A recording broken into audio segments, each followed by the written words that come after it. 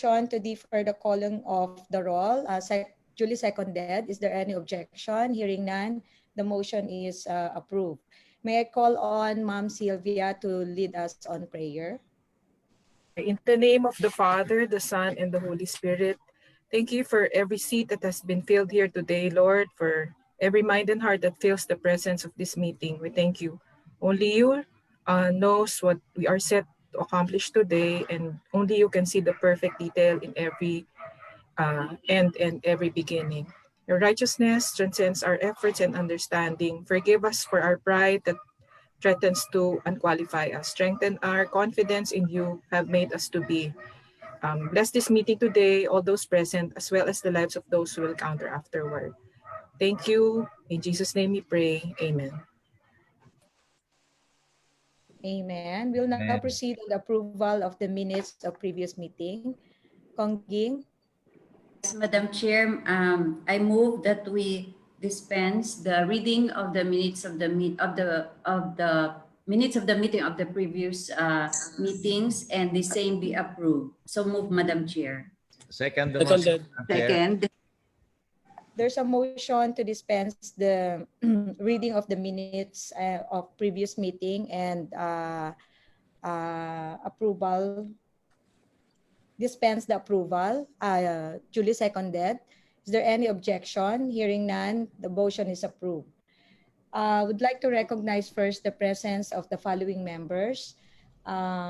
Representative Alfonso Omali Jr., Representative, morning sir, Adrian Ebcas, Representative Ted Haresco, Representative Alberto Pacquiao, Representative Prospero Pichay Jr., Representative Yasser Balindong, Representative our Vice Chair, Resurrection Acop, Representative Ansurudin Adyong, Representative Ging Swansing, our Vice Chair, Representative Maricel Nagaño, Representative Strike Revilla, Representative Olivares.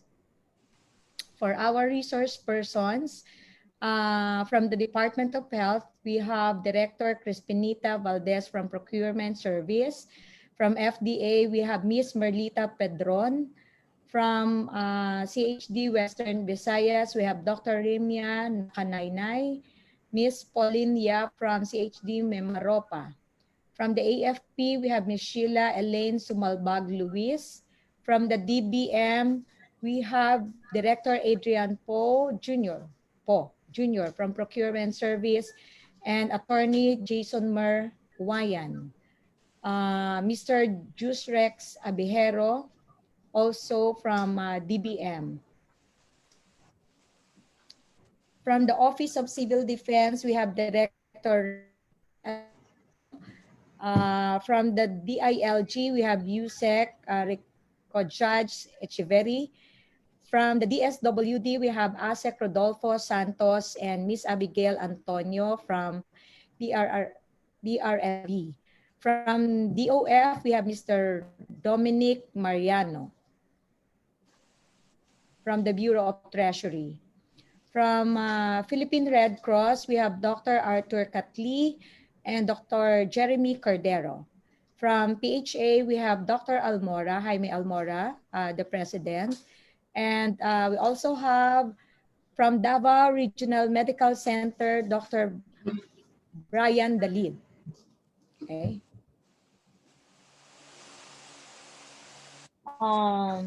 Good morning, everyone, distinguished guests, and our esteemed resource persons.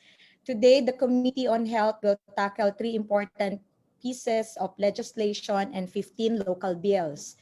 First in the agenda is the draft substitute bill on House Bill number 6995, authored by this representation, which provides for the health procurement and stockpiling. House Bill number 6995, or Health Procurement and Stockpiling Act, seeks to protect health and safety by preventing and controlling the spread of diseases and other health hazards through the stockpiling of essential and critical drugs and medicines, vaccines, devices, and materials to effectively and swiftly confront the devastating consequences of public health emergencies. Next in the agenda, with would be House Bill number 269 and 6857, authored by Representatives Michael Edgar Aglipay and Prospero Pichay Jr. respectively, which seeks to institutionalize a standard upgrade and modernization of regional hospitals to create and establish a regional center of excellence for healthcare or an apex hospital in every region in the Philippines. These bills mandate the DOH to maintain and operate said regional hospitals with at least 500 authorized bed capacity with a service mandate of a general hospital. Said bills also provides for the establishment of regional hospital modernization program to facilitate improvement and enhancement of physical facilities, equipment and instruments, and service delivery of all DOH identified regional hospitals. There shall be established also a regional hospital modernization commission, which shall be attached to the Department of Health and function as the implementing body for the proper execution of hospital or regional hospital modernization program. The authors of the bills number 269 and 6857 shall expound further on the importance and key features of the proposed legislations. Finally, there are 15 local bills in line and up for consideration and approval by the committee. The chair would like to emphasize that the committee is cognizant of the importance of establishing, upgrading, and modernizing hospitals and other health facilities across the country, knowing fully well that this will redound to the welfare of every Filipino, especially our impoverished countrymen in the far-flung areas and communities which are frequently affected by typhoons and other natural calamities. In this light, the committee, so far as reasonably practicable, approves the local bills notwithstanding the lack of or non-submission yet of the requirements prescribed by the DOH. As such, the chair earnestly requests the concerned authors of local bills to coordinate closely with the Department of Health as to the fulfillment of the requirements. I wish to emphasize that this representation as chair of the Committee of Health allows and sees to it that the local bills are approved by the committee to expedite the legislative process in coming up with the necessary policy and funding for the establishment, upgrading, and modernization of health facilities. This with the end in view that it will pave the way for the immediate delivery of essential and much needed health service to our people. Thank you so much. I would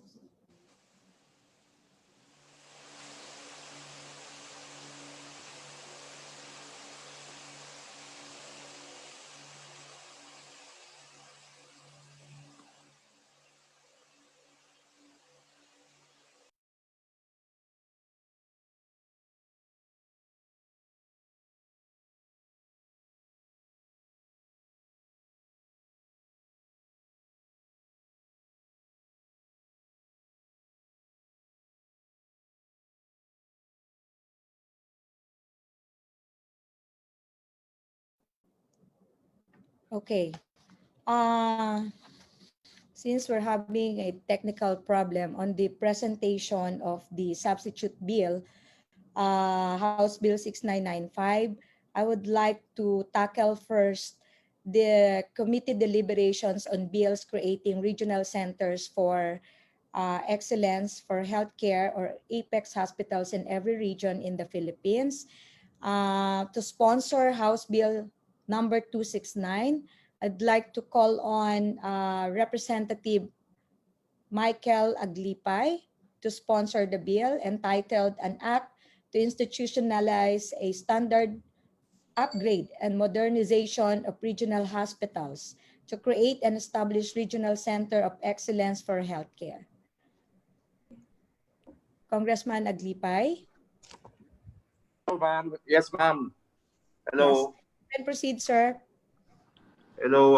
Good morning, Chairperson Helen and to my colleagues. I'm very happy and proud to sponsor House Bill 269, which I filed on the July 1, 2019, before the pandemic. I have been witness to the vulnerabilities of our healthcare infrastructure. Personally, before I became a congressman, I had the experience wherein I brought our household health to uh, government hospitals that did not accept her unless her case was critical already due to the scarcity of space to treat her. So the first bill I filed is this bill, House Bill 269, establishing regional health centers of excellence throughout the country and having specialized hospitals to take care of all specializations in the health field. Our hospitals now, the best ones, government hospitals, I mean, in the country have been around for more than 40 years. So it is due time. And because of this sign that the pandemic has given us that we are vulnerable and especially in the provinces, our regional hospitals are not equipped to handle the advanced treatment of ailments and other diseases.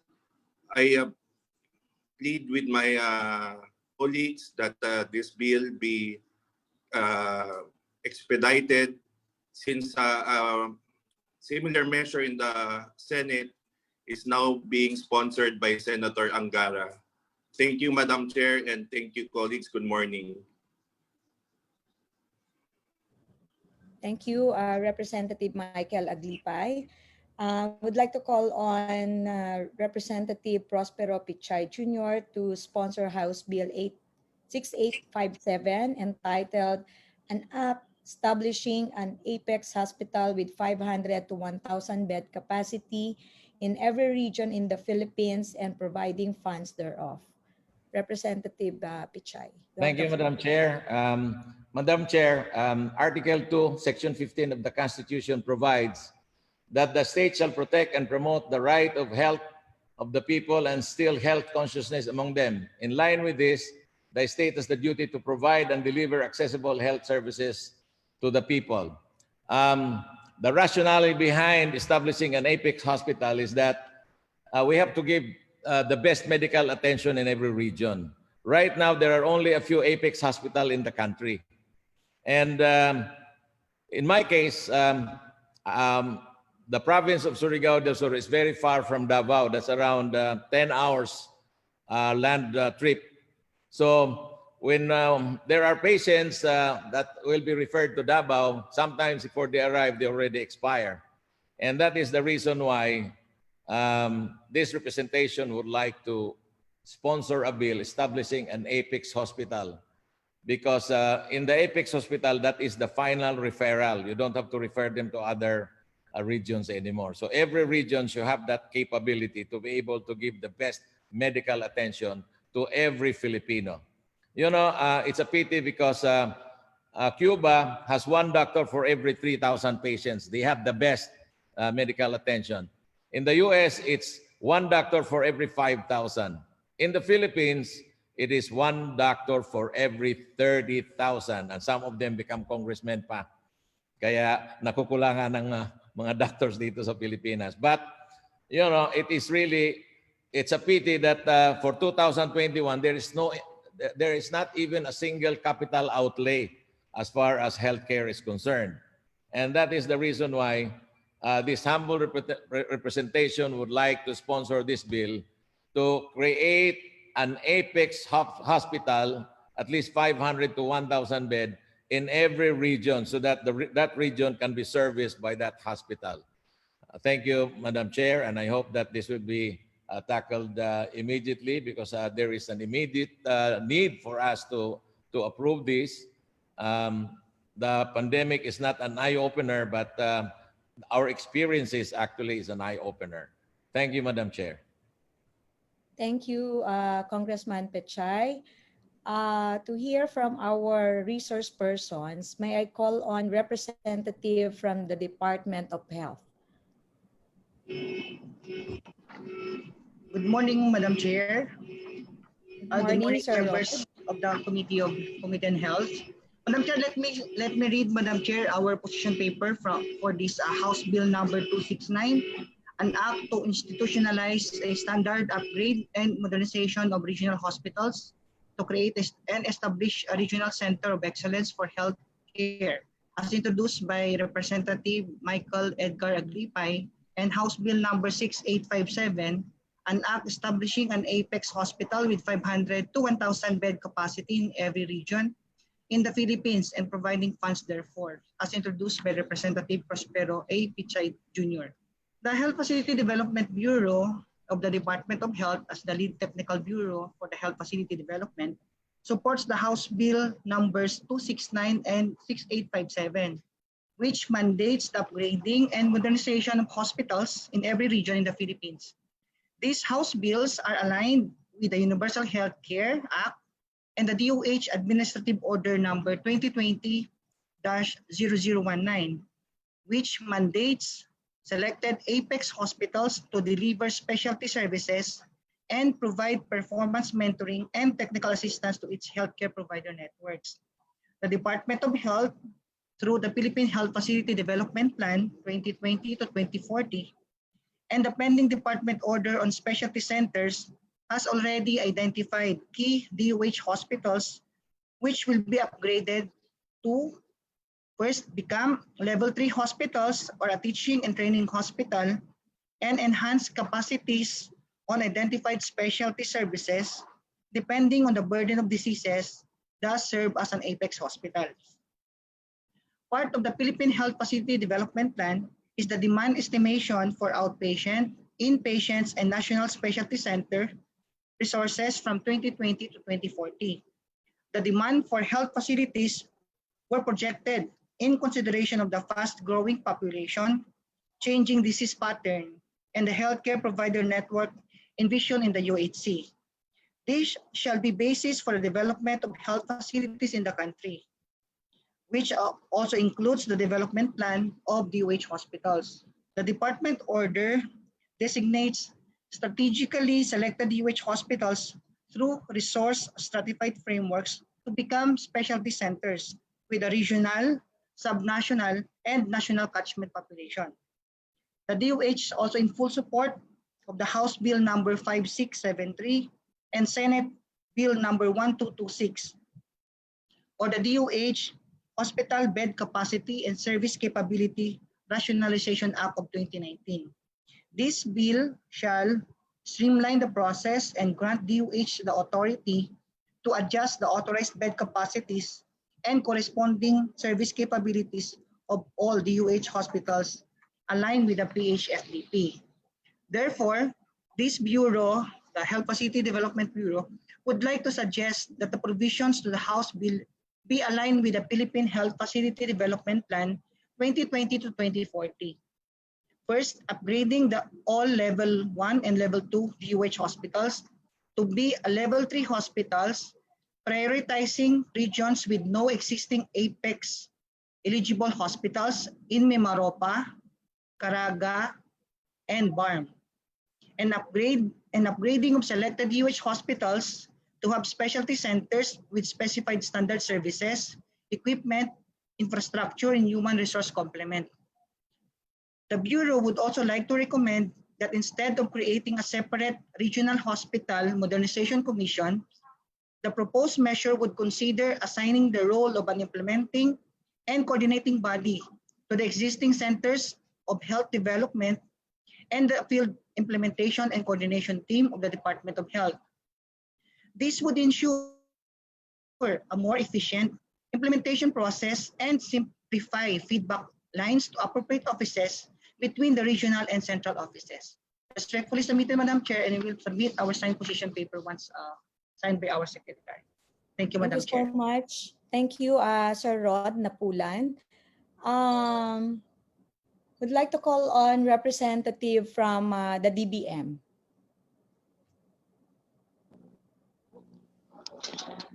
Mr. Good morning po, Aguilera. Mr. Yes.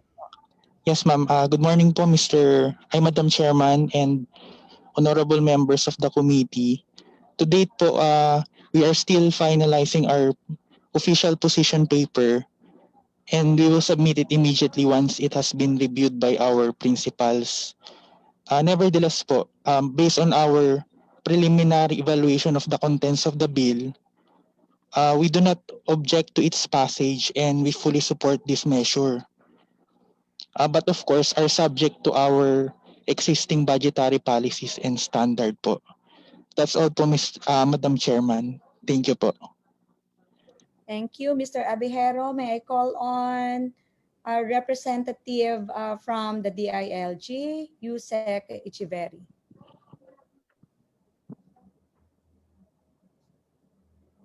From the DILG. Do we have representative from the DILG? From Philippine Hospital Association. Do we have Dr. Jaime Almora?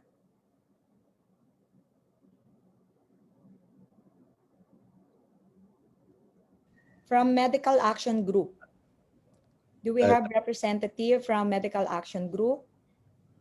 Okay, if none, I would like to open the floor for open forum. Madam Yes? Chair, Dr. Hi, Almora sorry, Dr. Almora. from Please the proceed. Philippine Hospital Association. Yes, the Philippine Hospital Association supports the concept of creating apex regional hospitals. However, we do have suggestions on some of the provisions, like in Section 4 of House Bill 269 on the revision of the coverage. We would like to suggest this following revision. The provision of this act shall apply specifically and exclusively to regional hospital with service mandate of general hospital that is capable to provide advanced diagnostic, life support, and surgical interventions not available in other hospitals in the region. It shall have full operational potential to maintain and operate a center for excellence on healthcare facility that provides affordable, quality, accessible, and efficient hospital services and healthcare to the general population throughout their respective regions. In addition, the regional apex hospital shall have the capability to become the center for isolation, quarantine, and trauma care for surge of patients in the event of epidemic, pandemic, or mass casualties in times of man-made and national disasters. This, Madam Chair, is for the purpose of addressing the future potential problems that hospitals will encounter, because we know that this is not the end. This current pandemic is not the end of these problems. There shall be other pandemics or epidemics in the future for new and emerging diseases. Also, Madam Chair, the real problem in the services of hospitals is not so much in the number of beds. So we are suggesting that we do not emphasize on the number of beds, but rather on the capability of the hospitals in terms of diagnostics, life support, and advanced surgical interventions, because this is the real problem in hospital services. Diagnostics, for one, the advanced diagnostic services are quite expensive because of the technology necessary to make available the technology and the cost of the technology that most hospitals cannot afford. So the regional hospital should have these expensive but advanced diagnostic machines. In addition, also the life support, the services, the the machines, equipments necessary to intervene and prevent death should be available. These machines, equipments are also very expensive and not available in most hospitals. So we'd like to suggest that we concentrate more on the capability rather than number of beds for this hospital. Also for surgical interventions. There are advanced surgical interventions that are not commonly available but should be available to provide in times where it is needed. And also special advanced surgical intervention are quite expensive also. So the government should be able to provide for them. Also, Madam Chair, I would like to proceed to Section 6 of House Bill 269 on the provision for creation of Regional Hospital Modernization Commission. In the composition of the commission, it is mentioned that it shall be composed of 7 members. I do not find, I can see here that the Philippine Medical Association is representative, and also additional 2 healthcare professionals. So there will be 3 healthcare professionals, and there is only 1 representative for private hospital, which is the Private Hospital Association of the Philippines. I cannot see here the Philippine Hospital Association. The Philippine Hospital Association is the main organization the organization of all the hospitals, both government and private. It has 1,987 members, 60% of which is from the government private hospitals, and 40% of which is from the government hospital. So would like to request that the Philippine Hospital Association be represented, because this is an organization that is going to speak for the whole hospitals, both government and private. That is my suggestion. And our formal position paper shall be submitted after we have additional inputs from other members of the Philippine Hospital Association. Thank you, Madam Chair. Thank you very Thank you. Thank you so much, Dr. Almora. Yes, Yusek Ichiveri. Sorry. Thank you. The Department of Interior and Local Government interposes no objection. However, Madam Chair, may we refer you to a perennial concern of local governments. Number 1, the question of whether or not local governments really has the capacity to maintain a level 3 hospital, or at least to sustain a good hospital. Because again, Madam Chair, we know for a fact that elections are being conducted and the change of leadership always happens. Not to mention, if a new chief executive is elected, that goes along with a new appointment of a medical director for a hospital. DOH, I think, is aware that not all hospitals are improving or are how would I say it, up to the standards of DOH in terms of healthcare.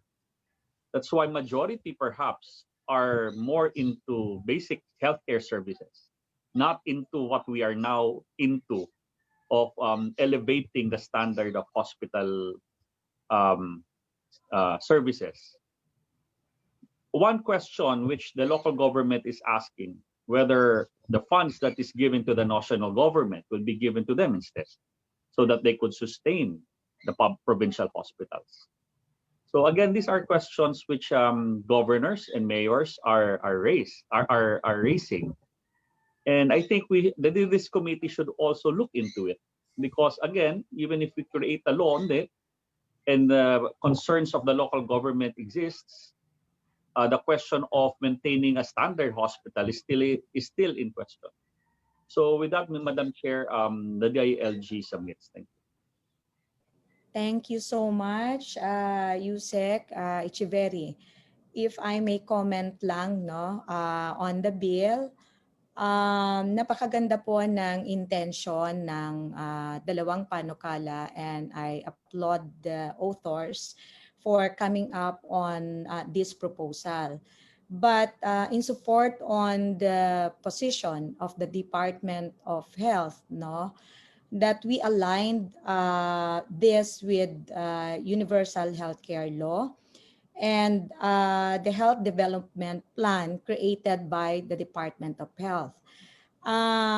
If I may inform lang the body that the intention actually under the UHC is that every regional hospitals will be upgraded and should offer a multi-specialty services, no? Yun yung na-envision natin when we created that or authored that UHC law.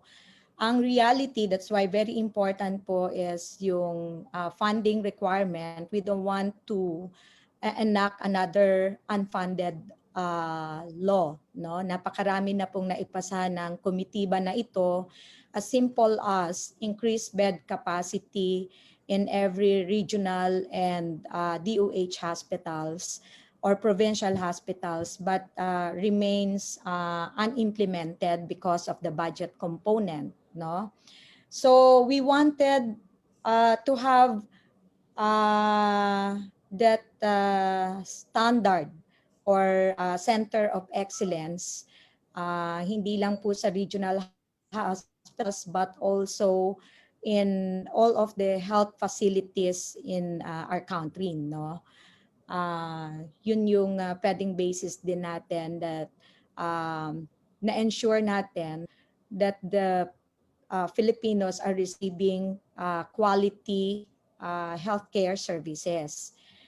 When it comes to the establishment of Apex Hospital, no, this representation filed already a bill, but this is more of for Southern Tagalog, the establishment of Southern Luzon Multi-Specialty Medical Center supposed to be established in Lucena City that will cater the nearby provinces, not only in Quezon, but part of Mimaropa, part of Region 4A, and parts of Region 5. No?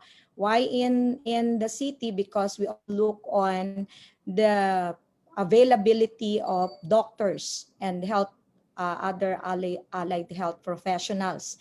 So, yun yung mga siguro importante na i-consider natin. And yung gusto natin na na mag-create ng Regional Hospital Modernization Commission as proposed by the DOH, we do have the Centers for Health Development in every region, I think, no, with representatives from in different provinces. So po pwede din po 'yon na i-adapt natin, just not to parang create another body na baka questionin na naman ng DBM on the funding component. So maganda yung intention. Ito din po yung vision natin na sana in the long run, every region or every part siguro strategically located in different regions, magkaroon po tayo ng referral or Apex Hospital na available po yung services ng Heart Center, ng NKTI, orthopedic, children's, we do have onco, and all other health needs, no, special health needs ng ating mga kababayan. So, I would like to hear from the authors if they are amenable on the consolidation of this bill and supports the position or the recommendation of the Department of Health so that we can approve this bill in principle subject to style and amendment. Michael? Kong Michael? Kong Michael or Kong Pichay? Madam Chair, I have no Yes, go objection ahead, sir. as far as consolidating the two bills. But I think, Madam Chair, we have to look into the political will of this administration if they are willing really to invest a lot of money as far as health is concerned. If you notice, earlier on I said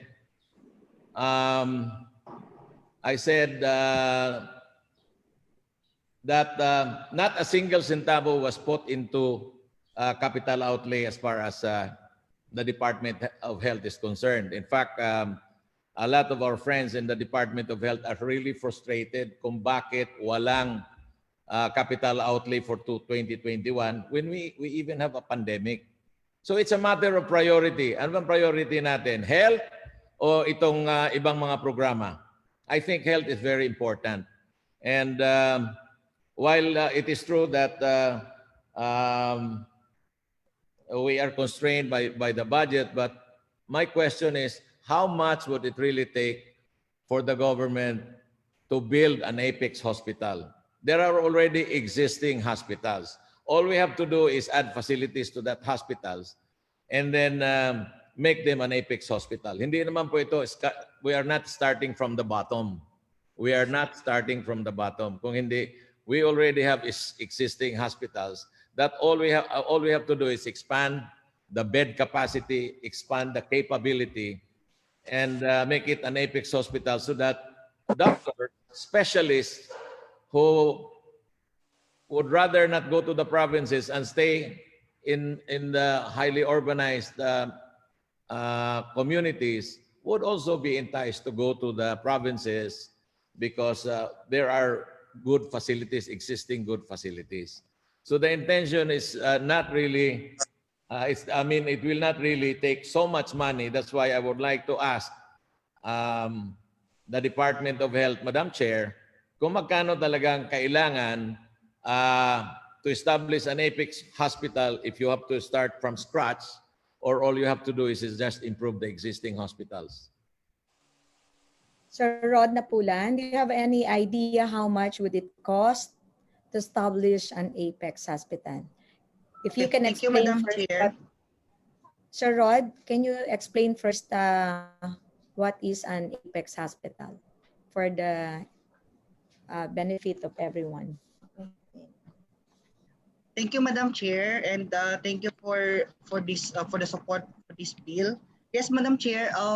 The Apex Hospital, as identified in the Department Memorandum of Department of Health, dated October 14, 2020. Actually, this was recently issued out by the DOH, pursuant to the Administrative Order 2020-0019.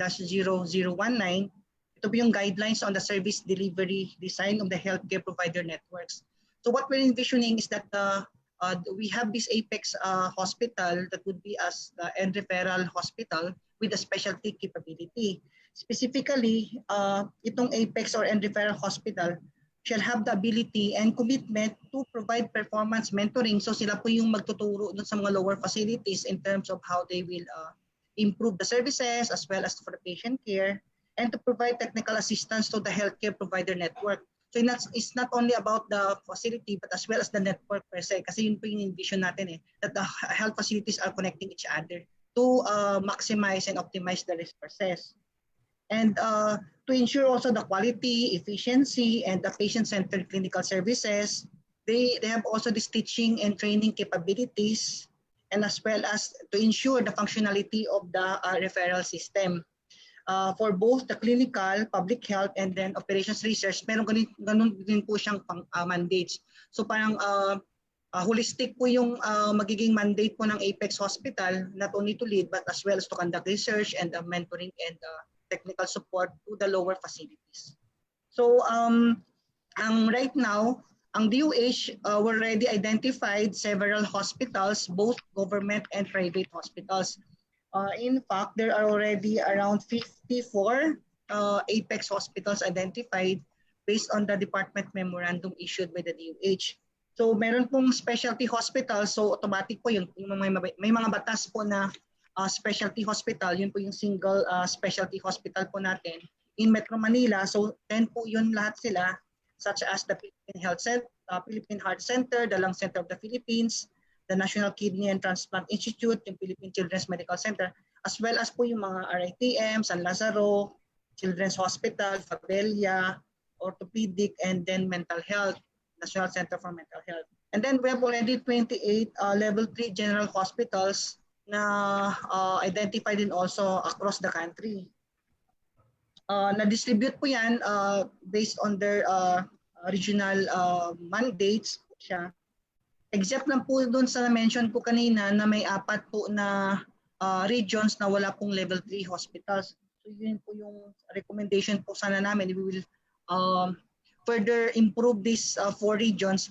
Unfortunately, Madam Chair, kahit ang isang concern din po kasi namin, when we analyze the situations of the 3 regions, like for instance, yung BARM, yung Caraga, and then the Mimaropa, ito po yung walang level 3 DOH hospitals. Kasi yung isang concern po talaga is the human resources. So yung mga specialista at saka yung mga healthcare human resources po natin ay hindi kulang po sa area. In fact, most of these hospitals, although may ginagrant yung DBM na positions, but unfortunately, kulang po yung applicants. So, ang hirap pong maghanap po ng mga specialista to comply with the level 3 na requirements po ng DOH po. Sir So, yun Ron, po yung isang if you can answer the query of our Deputy Speaker, on do you have any at least ball figure on establishing an apex hospital or referral hospital? Sorry, Madam Chair. Relative naman, Madam Chair, for the operation cost requirements for the level 3 hospitals, so kahit yung pinakamababa po na bed capacity po natin for level 3, dapat more or less nasa 250 beds based on our standard. So with this, yung PS, yung personnel services po nito, umaabot sa 450 million annually. Yung maintenance and other operating expenses po niya ay nasa 340.362 million. Annual din po yun kasi recurrent po yung operations. While for the equipment, hindi pa po kasama dito yung mga highly specialized and sophisticated equipment, nasa around 340 million. And requirement for infrastructure naman po niya is around 1.164 billion po. So more or less, Madam Chair, yung capital outlay requirements po nito nasa around 1.5 billion, almost 1.5 billion, while the recurrent annual operations niya, yung PS as well as ang MOE, ay umaabot din po sa around almost 800 million po. So more or less, in the total po na requirements around more or less mga 2.3 billion po. Okay. Okay. That is, Madam Chair, that is when you start from ground zero. But since there are already existing hospitals in the area, all you have to do is just enhance it. So how much will it cost? So based on our standard, Madam Chair, because titignan din po namin kasi not only for upgrading but as well as consideration na kanina sa human resources as well as yung availability ng current capacity niya. Like for instance, sir, for the Caraga, so yung Caraga Regional Hospital is a level 2 hospital pa right now, although the mandate is already level 3. But unfortunately nga po, because of the human resources, kulang ng specialista, wala din po napupunta na specialista dun sa area. Right now, ang hospital, sabihin natin sa around na 800 million po yung current na assets po niya. So kung i-upgrade po natin, makulang-kulang po sa 1 billion din po yung requirements to fully upgrade siya sa level 3 for its capital outlay requirement po niya. But it doesn't mean that if it is level 3, it is already an apex hospital, no? It doesn't mean. It doesn't mean, sir. Yeah. Okay, now my question. In Mindanao, how many apex hospital do we have? Sorry. In Mindanao, Madam Chair and Congressman Pichay, right now we have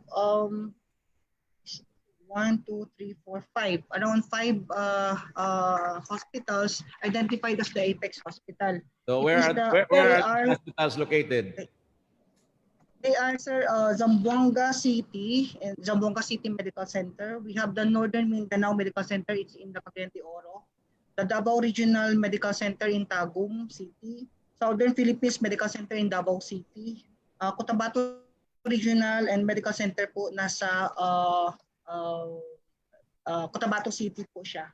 And meron pong private hospitals na identified as the Apex in Davao City na isa po. So that's Davao. the Davao Doctors Hospital. So that is the sad state of our health program in Mindanao, right? We fully agree, sir, that we need to further improve and expand, sir, the capabilities of these hospitals, not only the UH hospitals as well as the private and local government hospitals. Sir Okay. Rod, DS, if I may interject lang po. Sir Rod, you mentioned there are 5 considered Apex Hospital in Mindanao. Yes, But Madam Chair. Yes, but currently, are they operating as an Apex Hospital talaga? Or ito yung na-identify lang ninyo and ipiprepare pa lang siya, kakapacitate nyo pa lang siya to become an Apex Hospital, right? Actually, Madam Chair, they are already identified based on our maturity index po. So parang ito po yung mga hospitals kasi we required hospitals to submit the maturity level compliance po nila as to the Apex hospital. Ito po yung mga na-consider po and they are already complying right now po, sir. So actually, nakapag-comply na po sila, Madam Chair. So technically, Okay, so Madam Chair, ready- these hospitals already operate specialty. Okay, that's good. Okay, sige. Do we have comment pa from Kong Aglipay, our principal sponsor? So I can recognize representative from PMA. Do we have Kong Michael? Ma'am Sylvia? Do we still have Kong Michael? Okay, while waiting. We're still looking. Yes, ma'am. We're still looking po. Okay, while waiting, I would like to recognize representative from PMA, Dr. Atienza, the president. Good morning po. Yes, go ahead, Dr. Atienza.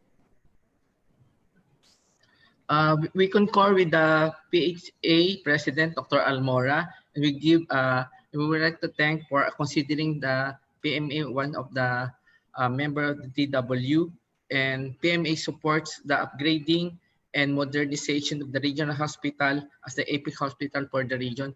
In fact po, I saw the improvement of Batangas Provincial Hospital became the regional hospital, now the Apex Hospital. Malaki pong naging tulong ng Batangas Apex Hospital to our community kasi especially in the training of the residents, nasa level 3 po sila. And as of now po, ang ating po mga residente po doon sa Batangas Medical Center is being dispersed po as part of their dispersal sa different district hospital. Sila po ay nag-umpisa noon at different hospitals in Batangas po, nandoon na sila, even in areas of Mimaropa. And we saw the improvement po from their facilities, and it's a great improvement. And the final position po of the Philippine Medical Association for this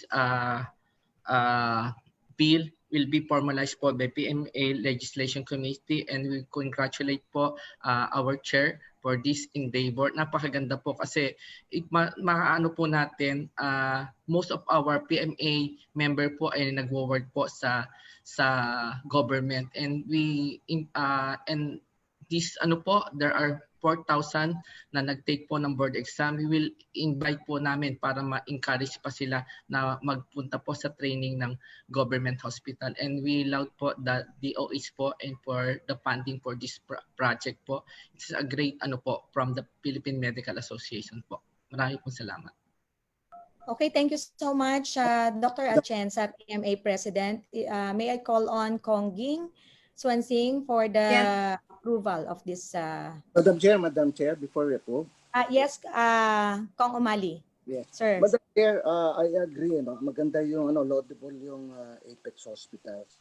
But unfortunately, I agree also that the observation of Yusek Echeverry na hindi lahat ready. And I know that kasi I've been governor before I became congressman and then governor and then now back to Congress. And siguro pwede ba nating is it possible na ipagano natin tama yung yung question, magkano ba talaga magagastos? Tama yung kay Kong Butch Pichay, no? Tapos kung magkano, kung hindi kaya, pwede ba na bigyan natin ng priority yung mga yung mga ready na para at least matuloy lang. Kasi kung hindi kaya, wala na namang mangyayari rito sa ating mga sa bill na ito. Even if we pass it, hindi natin may implement ito because of lack of budget. So if ever kung mag-prioritize tayo, alin ba yung mga ready na? Kasi meron mga governor sa totoo lang na hindi naman nila priority yung health eh. Sa totoo lang sa totoo lang. I've been president of the Governors League and ULAP and nakita ko yung mga ibang regions, yung mga ibang governors hindi naman ganun ka-ready talaga. Hindi nga nila pina-prioritize yung health.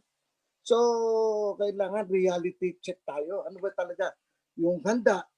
Pagsabay sa anahin natin, tayo, tingnan natin kung alin yung mga pwede nating ipa-implement na. At yun muna yung Pero ipasa natin. Okay lang na ipasa.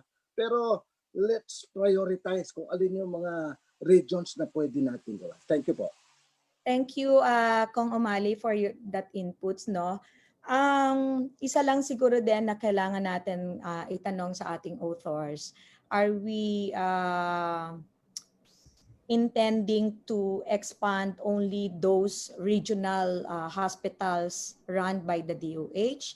Should we include the provincial hospitals? Because yesterday, I had that conversation with the speaker and he asked me if I can conduct a consultative meetings with the provincial governors and the Department of Health and DBM for the renationalization of all provincial hospitals, no? So nasabi ko po sa kanya based on my experience as chair of the Committee on Health, meron tayong mga filed bills of the representatives renationalizing the provincial hospital, but the provincial government will not support that proposal. So, ang suggestion ko sa kanya is to get muna inputs from the ground before pushing for that legislation. So, kung DS Butch, ang intention ng bill po ninyo is expanding, upgrading of a regional hospitals and establishing a regional hospitals na Apex Hospital. Apex, no? Yes. Multi-specialty in areas na walang existing, right, sir? Yeah. Well, the intention is this is an hospitals run by the Department of Health. So mostly they are regional hospitals. However, the statement of Congressman Umali is also worth looking into because there are first-class provinces. And first-class provinces can really afford to establish Apex hospitals. It depends on the political will of the governor. Tama yung sinabi ni Congressman Umali. May mga governor diyan na kahit first-class province yung kanila, they do not establish Apex hospitals because that is probably not the most important thing in their program as far as services to the people. But there are also provinces na talagang third class, they cannot really afford to establish an Apex hospital. Kahit yung district hospital nga, hirap na hirap. However, the Department of Health subsidizes these hospitals. So may mga subsidy yan. And not only that, if you manage it properly, alam mo naman ngayon may PhilHealth, no? And if PhilHealth will manage the resources properly, and then the governors would have the political will to improve the district hospitals, may revenue naman po ang mga district hospitals. May revenue din po ang mga regional hospitals natin or national hospitals. So I think this would be a lengthy discussion because we really have to balance. There are like um, Pangasinan. If you visit the province of Pangasinan, when Governor Spine was the governor, he really improved all the hospitals in Pangasinan. I think that is a model for a first-class province na talagang pinaganda niya yung mga hospitals doon. Lahat ng district hospital, yung provincial hospital, if you go there, it's really fantastic, no? Depends sa political will ng governor yan. And if we really want a standard health services, I think there should be, as far as DILG is concerned, there should be a certain budget really intended for hospitals in every LGU. So, ibang usapan naman ito. Usapang LGU ito. But honestly, right now, the Department of Health is already subsidizing some district hospitals and some community hospitals. So, siguro, Chairman, that would be a subject of another discussion. But right now, I think there's a need for us to fast track the passage of this bill, the Apex Hospital, because if really we have that political will to serve our people as far as health services is concerned, then we really have to fast track the passage of this bill. Thank you so Hello, much. ma'am. Yes, Hello, ma'am. yes, Kong Michael. You're Hello, back. ma'am. Yes, sir. Your Yes. final comment. I don't know Yes. if you hear the discussion Yes, ma'am. on the proposed Yes, bill. ma'am. So, Yes, ma'am. last comment, sir. Yes, I apologize. The signal was bad while I was on the road. I heard the part of the discussion, and this bill, the purpose of this bill is to establish new 10 to 15 regional health hospitals that are par with the likes of Manila Doctors or Capital Medical Center, that would require at least 8 billion pesos per hospital from the equipment, from the building, the facilities, and it will be manned by specialists like oncologists, internists, and the proposal that we do upgrade the provincial hospitals, I think it is not doable because the DOH already has a bad what do you call this? Bad track record of upgrading hospitals and upgrading it from, for example, 50 beds to 100 beds. That's why in my bill I propose a hospital commission composed of not only the DOH but private sector, because that is the best way to have inputs of the private sector to mobilize this as fast as possible. Because in countries such as Vietnam and Thailand and Indonesia, like ours, who is our archipelago, they have regional health centers that are at par with the private. That is what we are lacking as a ASEAN economy. So I hope that we can expedite this and give the necessary budget, which is the most important part of this bill. Thank you, Madam Chair. Kong Michael, we were discussing earlier, sir, kasi of the intention of the bill of DS Butch and yours, no, and the proposal of the DOH.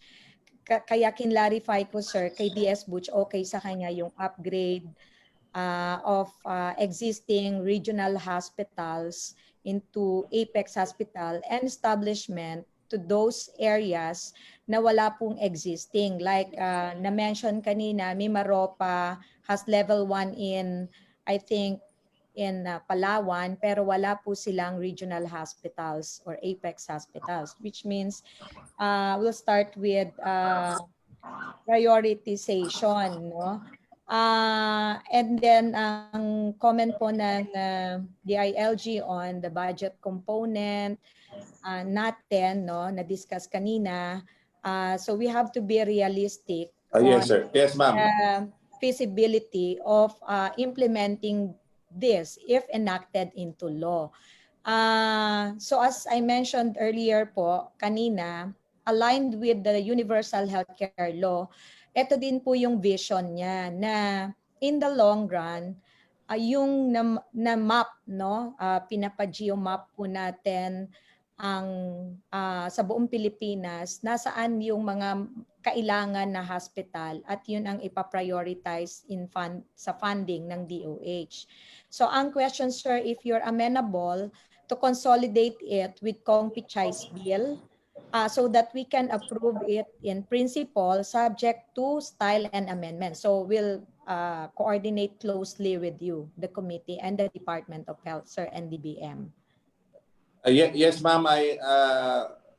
I know that there are budget constraints. I am amenable to consolidate the bill with the DS Pichay. My only concern is dapat standard yung across the board from Luzon, Visayas, Mindanao, yung laman ng hospital at saka yung doctors na makikita po natin doon na specialist. Hindi po yung dahil nasa Visayas siya, nasa Mindanao, lublog na lugar, mas konting doktor or mas hindi trained or mas konting ultrasound or mas konting mga machines. Yun lang po ang concern ko. But in principle po, I agree po to consolidate. Thank you, sir. So may I call on Representative Ging Swansing? Yes, Madam Chair.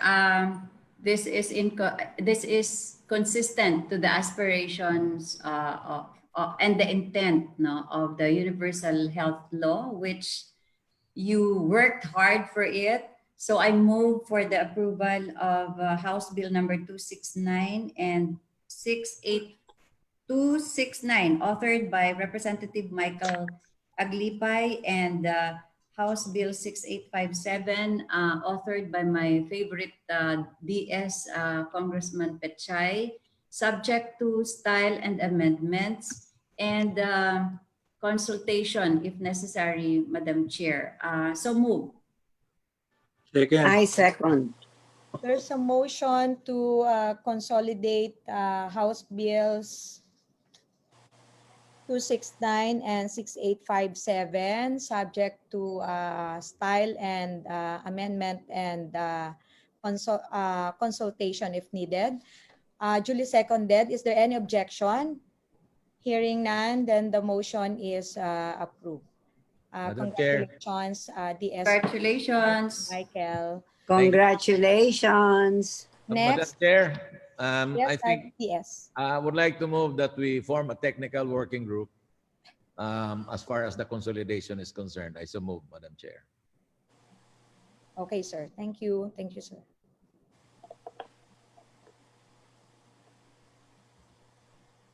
Anong kasunod natin?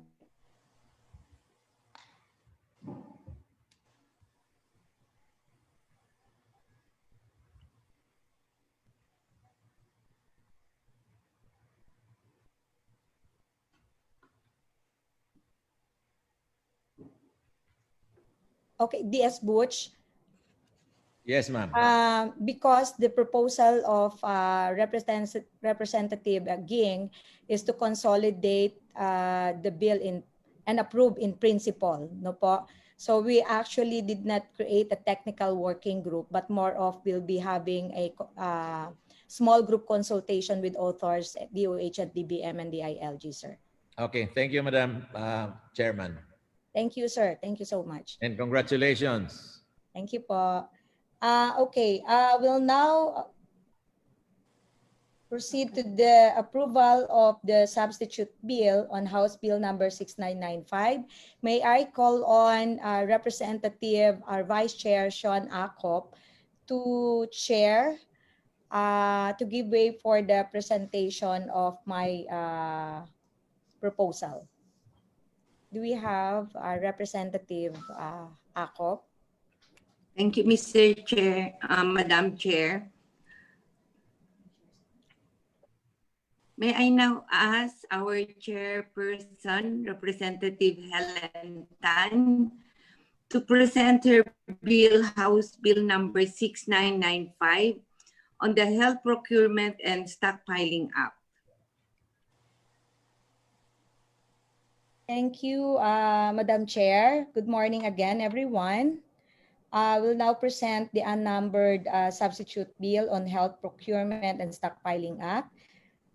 For the past months, the Committee on Health has been preoccupied with deliberations on a series of health reform legislations which are products of our realizations from the COVID-19 pandemic, such as the National Health Security Bill and Medical Reserve Corps Bill, which were approved last committee hearing. Today, I will be presenting the substitute bill on Health Procurement and Stockpiling Act, one of the important legislative measures we seek for approval this 18th Congress. Lest we forget, let me remind you that not so long ago, the country experienced shortage of essential medical supplies and necessary materials to combat COVID-19 pandemic, such as masks, personal protective equipments, alcohol, mechanical ventilators, and RT-PCR test kits and machine. At that time, we relied heavily on donations and the entire country panicked as there was global shortage on these items as well. To avoid a similar situation, I have filed this bill with the main thrust of protecting the public health and safety by preventing and controlling the spread of diseases and other health hazards through the stockpiling of essential and critical drugs and medicines, vaccines, devices, and materials to effectively and swiftly confront the devastating consequences of public health emergencies.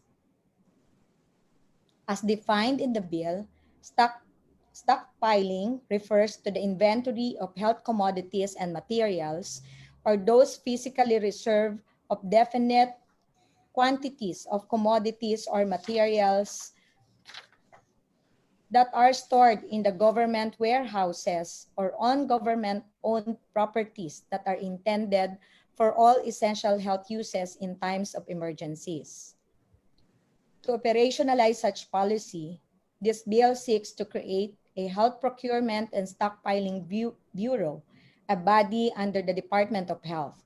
It shall serve as the principal agency mandated to undertake transparent, fair, proactive, and innovative procurement service for the DOH and to stockpile, conserve, and facilitate the release of adequate amounts of potentially life-saving pharmaceuticals, vaccines, devices, and materials in times of public health emergencies. As a consequence of such, the Bureau shall absorb the procurement service and the supply chain management service of the Department of Health. As provided under Section 6 of this bill, the Bureau shall formulate plans, policies, and programs on procurement management, undertake the procurement process, advise the Secretary of Health on matters pertaining to the procurement of goods and services, infrastructure and consultancy services, manage the Bureau's response activities during a public health emergency, identify strategic and critical drugs and medicines, vaccines, devices, and materials needed for such emergency, serve as a national supplement of drugs and medicines, vaccines, devices, and materials, ensure rotation, replenishment, and freshness of stocks, and that there exists at all times steady, available and adequate supply of drugs and medicines, vaccines, devices, and materials which are essential in responding to the public health emergencies. Facilitate the provision of potentially life-saving pharmaceuticals, vaccines, devices, and materials in times of public health emergencies. Act as a supply chain manager in the stockpiling of strategic and critical drugs and medicines, vaccines, devices, and materials. Acquire and release drugs and medicines, vaccines, devices, and materials as directed by the Secretary of Health in the interest of the public in response or in preparation of any conceived public health emergency. Dispose drugs and medicines, vaccines, devices, and materials as required for purposes of addressing the public health emergencies. Require all suppliers to monitor their stocks and production capacity and notify supply disruptions at least 6 months in advance. Regular analysis and communication of impending shortages ahead of time. Facilitate the creation of a conducive environment to encourage pharmaceutical and device self-sufficiency for medical supplies needed by the country by forging public-private collaborations with institutions, sectors, and the industry, which could bolster government efforts to achieve pharmaceutical and device self-sufficiency.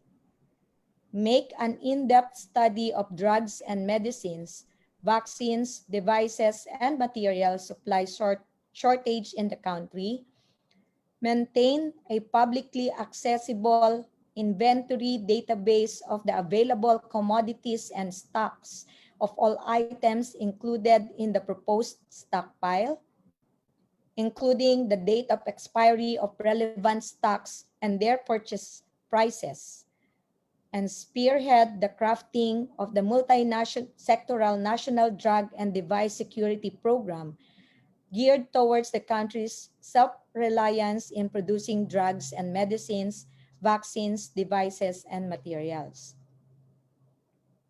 Drugs and medicines, vaccines, devices, and materials to be stockpiled may be obtained from the domestic or foreign sources, and the procurement thereof shall be open to all eligible suppliers, manufacturers, and distributors.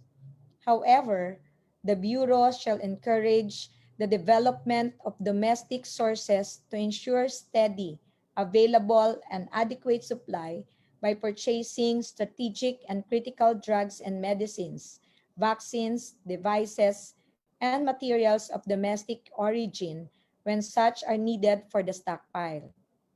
Contracting with domestic facilities for processing or refining of strategic and critical drugs and medicines, vaccines, devices, and materials in the stockpile, identifying existing domestic facilities and domestically produced strategic and critical drugs, medicines, vaccines, devices, and materials to meet the requirements of the public health and essential civilian industries in times of public health emergency when existing domestic sources of supply are either insufficient or vulnerable to a single point of failure, and contracting with domestic facilities to recycle strategic and critical devices and materials.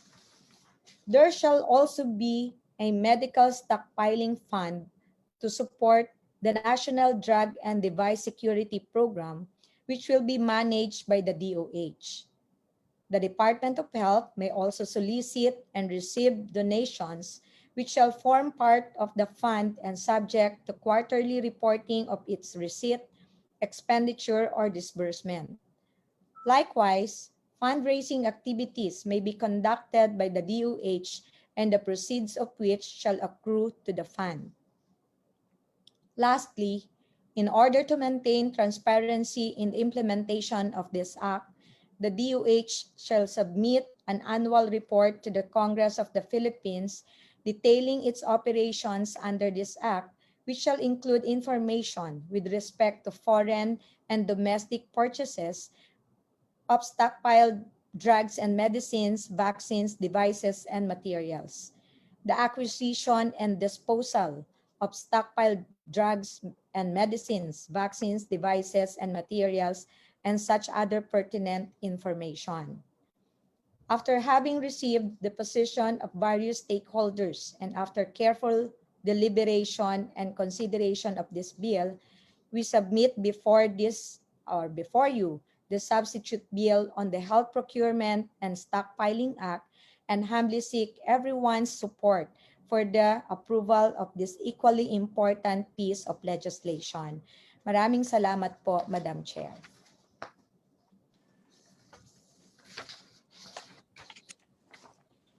Thank you, Madam Chairperson. May we hear from Congresswoman Janet Garin, who would want to ask some questions? Thank you very much, Madam Chair. Of course, allow me to congratulate the author of the proposed measure. I do agree that the intention is good. However, I have a lot of questions since we will be dealing not only with donated funds, but I presume government funds for this matter, as well as the accompanying accountability. So my first question is, Madam Chair, honorable colleague, will this not be a redundant office? Because if we discuss about health procurement, warehousing, distribution, and stockpiling, these are supposedly existing offices within the bureaucracy of the Department of Health. And if I may, Madam Chair, I can just go to the next two questions so that we can have an alignment in answering. The next question is, how about the expiry dates? Because when we talk about the regular procurement, not related to outbreaks and epidemics, even if it's related to outbreak and epidemics, there are actually mandated, like for medicines and vaccines, I'm not sure, but sometimes they would mandate at least 8 months delivery, with a delivery date of the 8 months prior to expiry, sometimes 6 months prior to expiry. So how are we going to deal with this? Because when pandemic struck us, it would struck us at a time that we are not aware of it. So I don't know how can we reconcile the stockpiling and the Asian pandemic. Third is, you did mention the Asian PPEs, that is good. However, there is a global allocation. Remember when we had Ebola, even if our government wanted to buy, the global world dictates upon us that we cannot buy. And the suppliers and the manufacturers are dictated by the world that they can only supply to countries affected. And then next would be the accountability. What would be the accountability of the officers and employees and the officials involved in the procurement and stockpiling division, simply because COA might look at this as a waste of funds. So how can we reconcile both?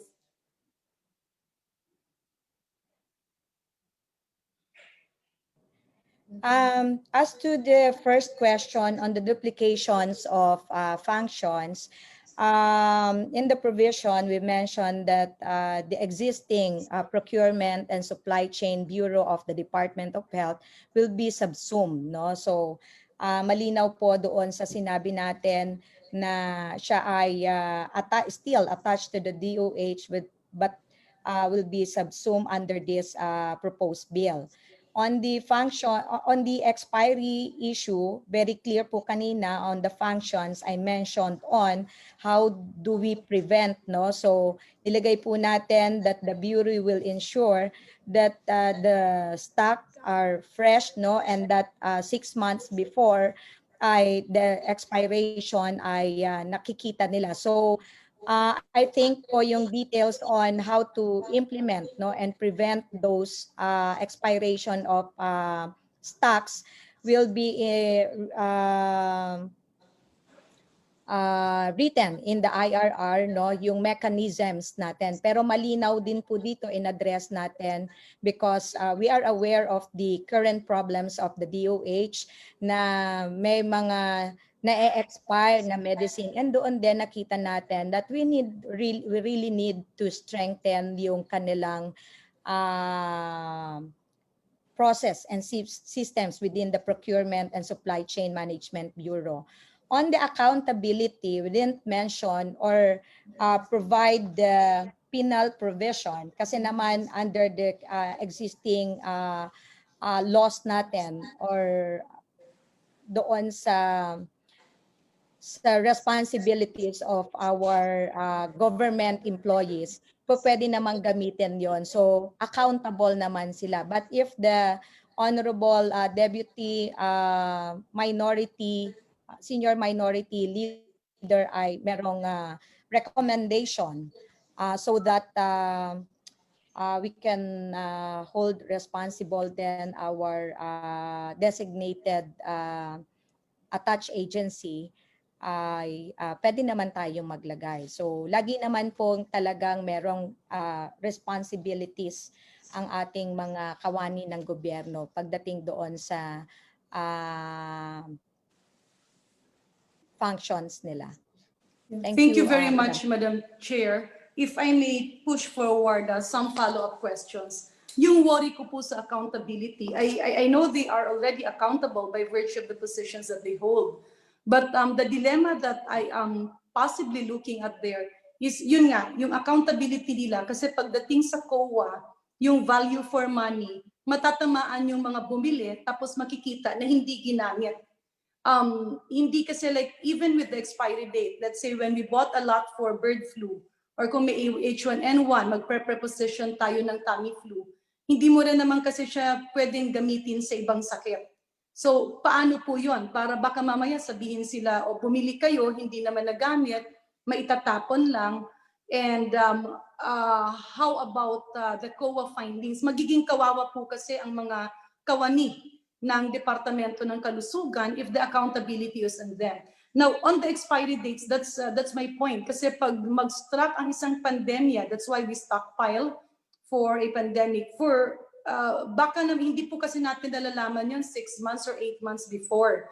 And if let's say the officers in the proposed bureau will not be able to buy, baka sila naman ang sisihin. But the problem is they really cannot buy because if you are not a country that is affected, the World Health Organization and the global market, the global world will dictate on which country can buy.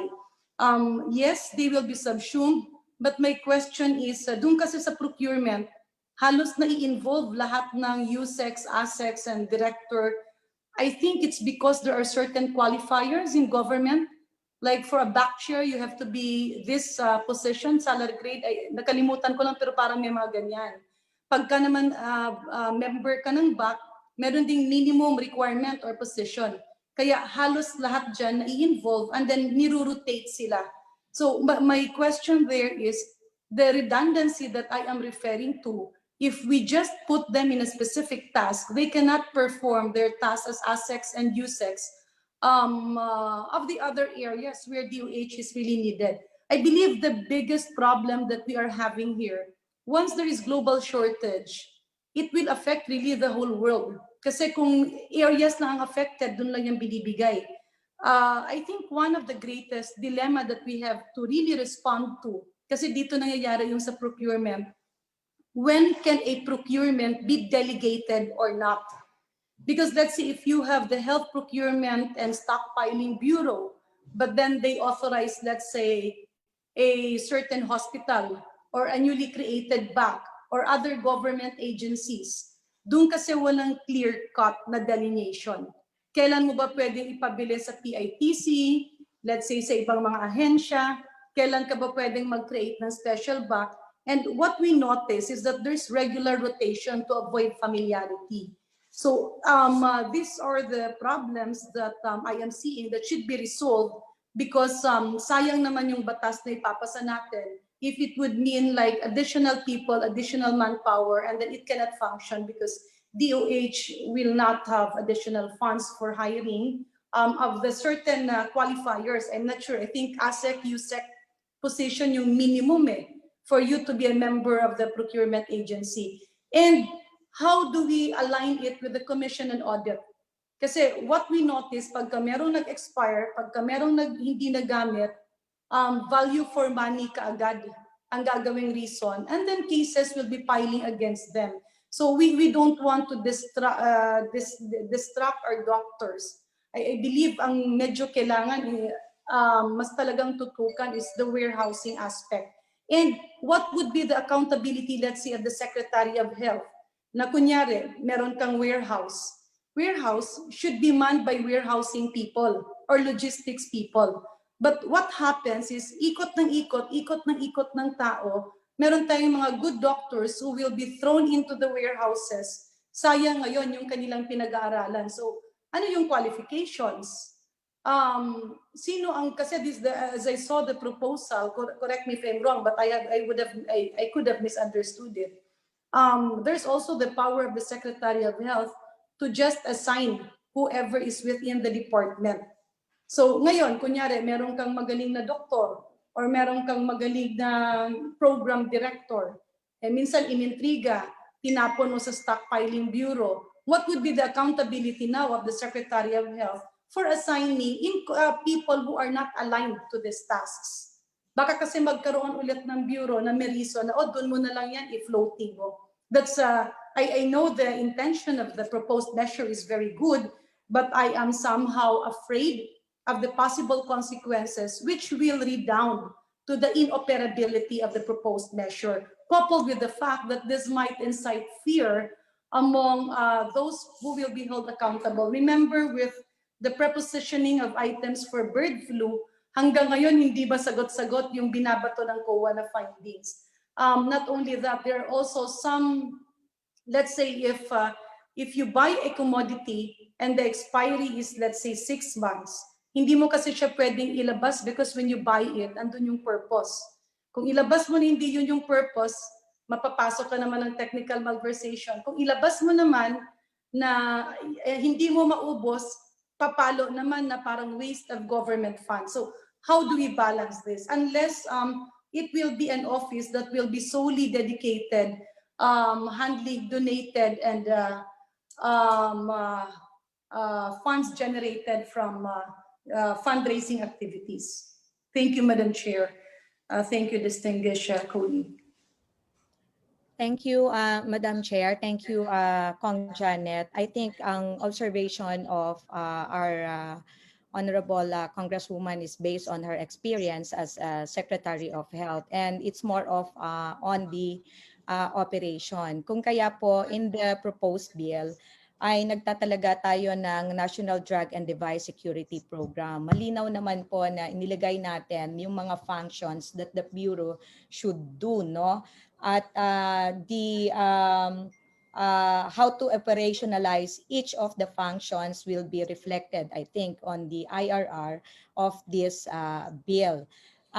With the issues on, again, on the accountability, I don't know if it's proper that we put specific penal provision kung kailan magiging responsible ang members of the Bureau and the Secretary of Health, or we can just rely on the existing yung malversation and misappropriation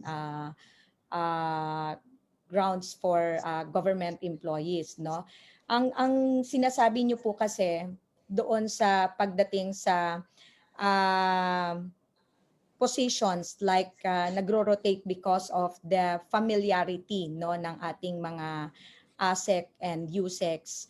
Ang gusto natin this time, kung magkaroon po ng bureau na isasubsume natin yung existing, and we have that management team siguro, and ma-implement nila efficiently and effectively kung ma-enact ito into law. Kasi nakita rin natin, pagpalit po ng USEC or ASEC, affects also the implementation of the program, no? So marami na tayong nakitang ganyang problema sa gobyerno. Although valid yung sinasabing familiarity because of that sinasabi nyo on the like yung mga back chair or sa bidding process, yung umuupo na mga tao dito. But this one kasi is more of, yung ine-stockpile natin naman ay mga gamot na kakailanganin natin sa panahon na darating yung public health emergencies. And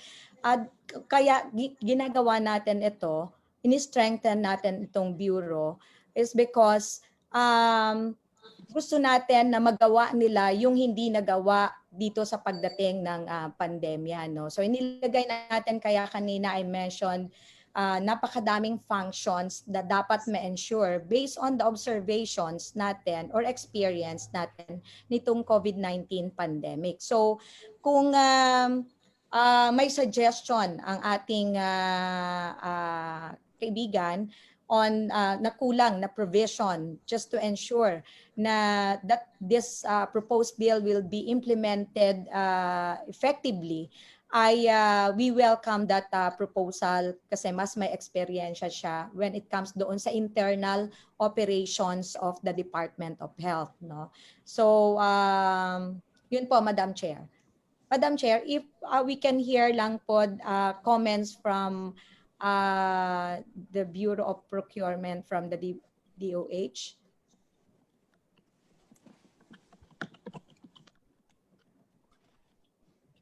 May we hear any comments from the Department of Health regarding the procurement?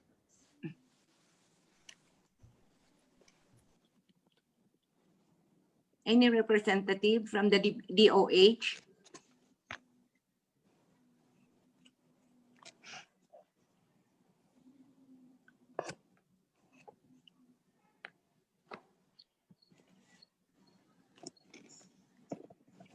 Maybe any comment from the DOH? Good morning po, I'm Director Valdez po. So in general po, the procurement service endorses the proposed bill. However, amendment to number 6 po on the functions and responsibilities of the proposed bureau, the following functions may be done better by existing DOH agencies or other departments or can be properly interfaced or coordinated only by the proposed bureau. These are po the following in the substitute bill: monitoring supplier stocks and production capacity, facilitate creation of conducive environment to encourage pharmaceutical and device self-sufficiency. You may make an in-depth study on drug and medicine, vaccine, devices, and material supply shortage in the country. And S, spearhead the crafting of a multi-sectoral national drug and device security program.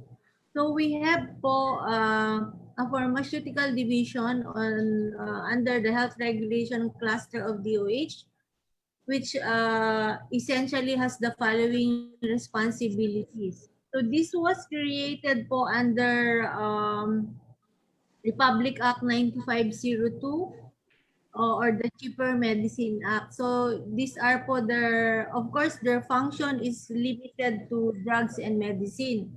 So their functions essentially are improve the supply and access to quality essential medicines, ensure rational use of medicine by prescribers, dispenser, and patient, institutionalize transparency and good governance in pricing and procurement of medicine, and ensure adequate health system support for the implementation of RA 9502. So there's such an office also in the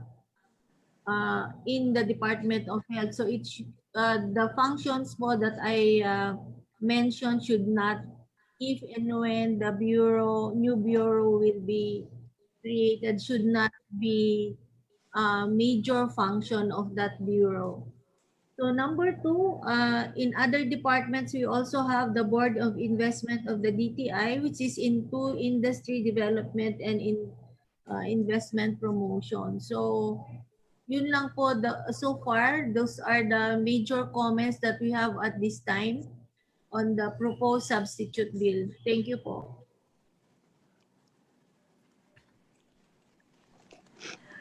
Any other comments from the other resource persons? Yes. Maybe. Yes, good Yes, morning. Good morning, Honorable Chair and the honorable members of the committee. The FDA submitted yesterday the position paper on House Bill 6995. May I please allow me to read the position paper. The Food and Drug Administration fully supports the House Bill 6995, which shall be known as the Health Procurement and Stockpiling Act. The FDA would like to suggest the modification of the following terms under Section 3, the definition of terms. Letter A, for the purpose of implementing this act, the following terms are hereby defined. Letter A, counter trade, refers to a supplemental trade tool in connection with a transaction involving the importation or procurement of foreign capital equipment, machinery, products, goods, and services. As further defined by Executive Order Number 120, Series of 1993, enacted on August 19, 1993, which established the national policy on counter trade in the Philippines, it shall refer to any of the following arrangement. Letter A, counter purchase, also known as counter export, parallel transaction or reciprocal trade, whereby the foreign supplier reciprocally commits to purchase Philippine goods or services to be exported to the supplier's country or third country. Letter B, product buyback, whereby the foreign supplier of the equipment or machinery is paid for with the resultant products or goods made or manufactured by such equipment or machinery. Letter C, offset, whereby the foreign supplier commits to introduce investment or technology transfer in the Philippines or assist in the establishing new industries or improving existing industries to generate or save foreign exchange or create increased employment, which may or may not related to the machinery, equipment, products, or goods imported or services procured.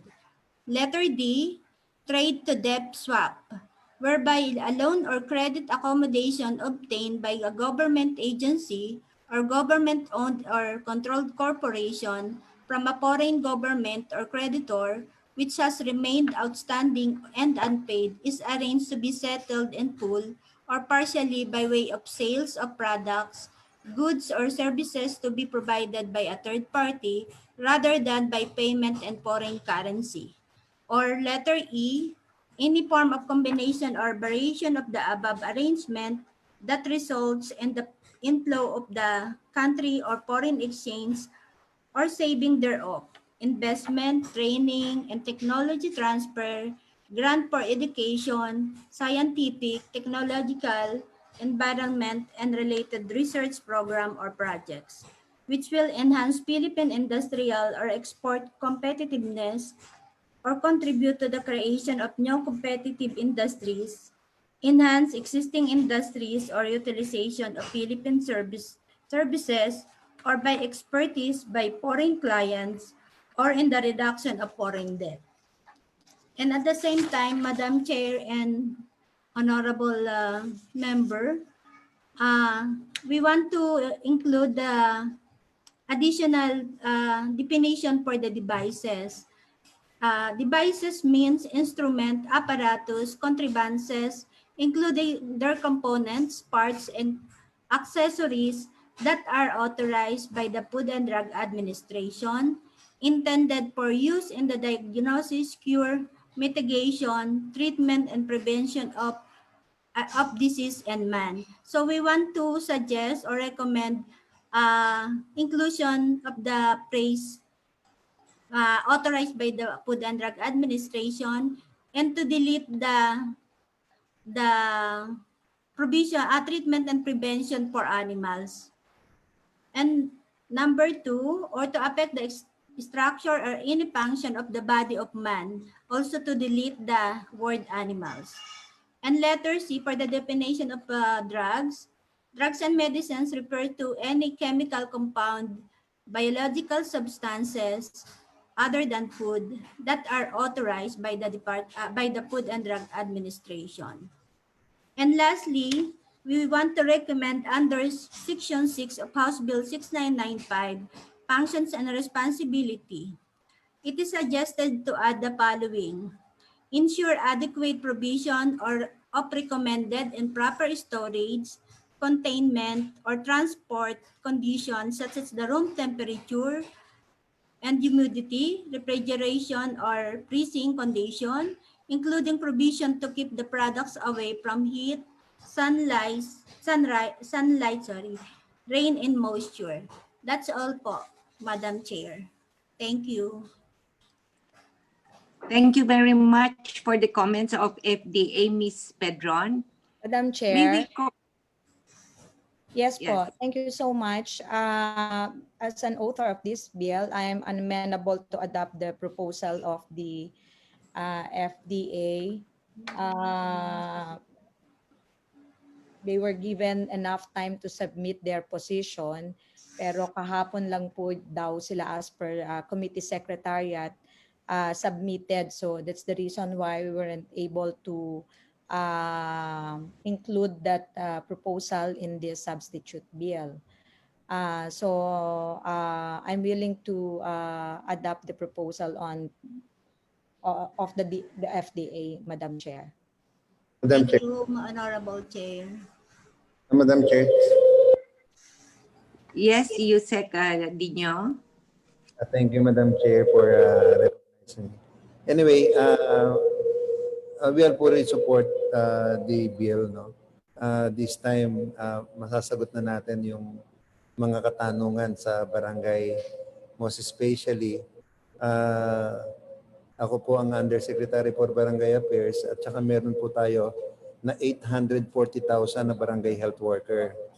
Na at the end of the day, lahat ng mga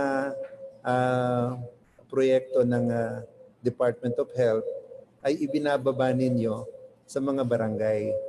Kaya nga po napakaganda nitong proposal na to dahil ngayon we will make sure na yung ating mga pinapurchase na medicine na mapoproteksyonan ng Department of Health dahil yung nababalita natin na yung mga gamot ay na-expired na samantalang kailangan lalong-lalo na po sa probinsya.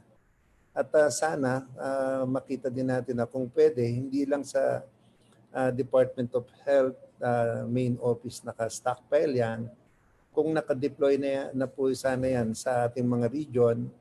Tapos kanina nga may na-discuss tayo yung magpaglalagay ng regional hospital, provincial hospital, para naman malapit na po pagkailangan sa barangay. Tapos siguro mag-invest na din tayo na kung paano natin yung kamukha nung binabanggit kanina, yung refrigeration, kung paano natin mapapatagal ang buhay ng mga gamot na bibilhin ng Department of Health.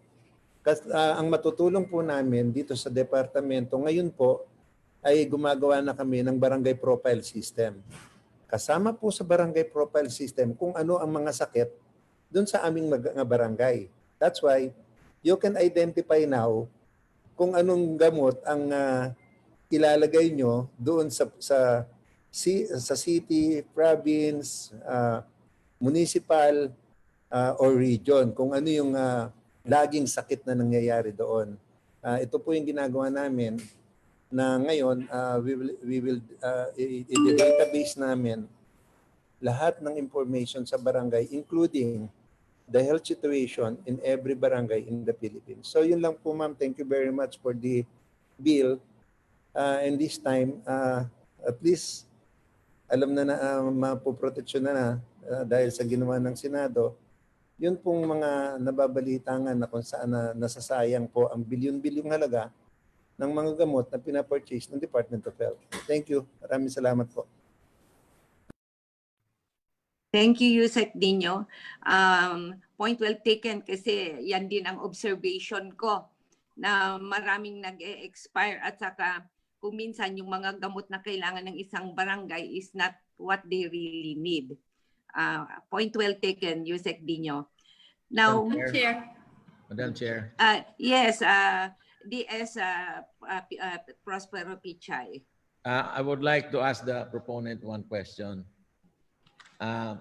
Madam Chair, what exactly are strategic and critical drugs and medicines? Madam Chair. Madam Chair, yung mini-mention po natin dito na critical and strategic medicines will be identified by the public health emergency team, no, yung ating Department of Health, no. So depende po kung ano yung nakikita natin na possible na threat, no, sa ating health, at yun din po ang kanilang kaagaran na ihahanda. Although like for example ang pandemic, that's unpredictable, no? Hindi naman natin nakita talaga ang pagdating, pero supposed to be may panahon tayo paghahanda kasi hindi naman sa Pilipinas nagsimula ang COVID, no? So during the time, for example, what happened in COVID-19, panahon na nandun sa China, ang naging observation natin, talagang naging lax po ang DOH, no? Kasi parang hinihintay nating dumating. So hindi tayo talaga naging handa. So that's an example. So dapat ngayon ay maging efficient sila, no? Proactive. So kung magkaroon po tayo nitong i-strengthen natin itong Procurement and Supply Chain Management Bureau at nakapag-create tayo ng National Drug and Device Security Program, ay meron tayong team na naghahanda at nagtitingin palagi para sa ganon pagdating ng panahon na katulad nito, may naka-proposition lang tayo na supplies, medicines or vaccines. So kung ano man yung kailangan natin.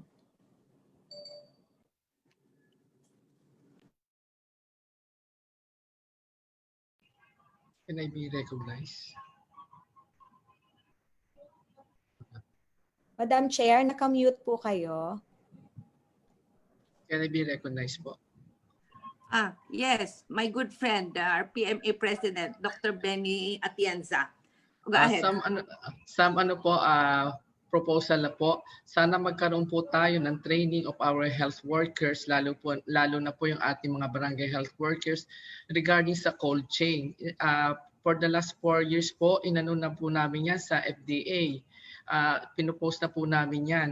Kasi po ang nagiging problema po natin, baka yung ipo po natin mga vaccines hindi na po umuubra kasi yung cold chain po nawala na. Kaya dapat po, di ba, may proposal po na bigyan ng mga health workers kahit bisikleta para yung cold chain ma-preserve, and dapat turuan po natin sila. As of now po, ang dami po natin mga health workers as a pediatrician, as advocate po ng vaccine. Ang dami po natin mga health workers nagko-combine po ng vaccine na hindi po dapat i-combine kasi iba-iba po yung preparation yan, iba-iba po companies, hindi po dapat i-combine yon.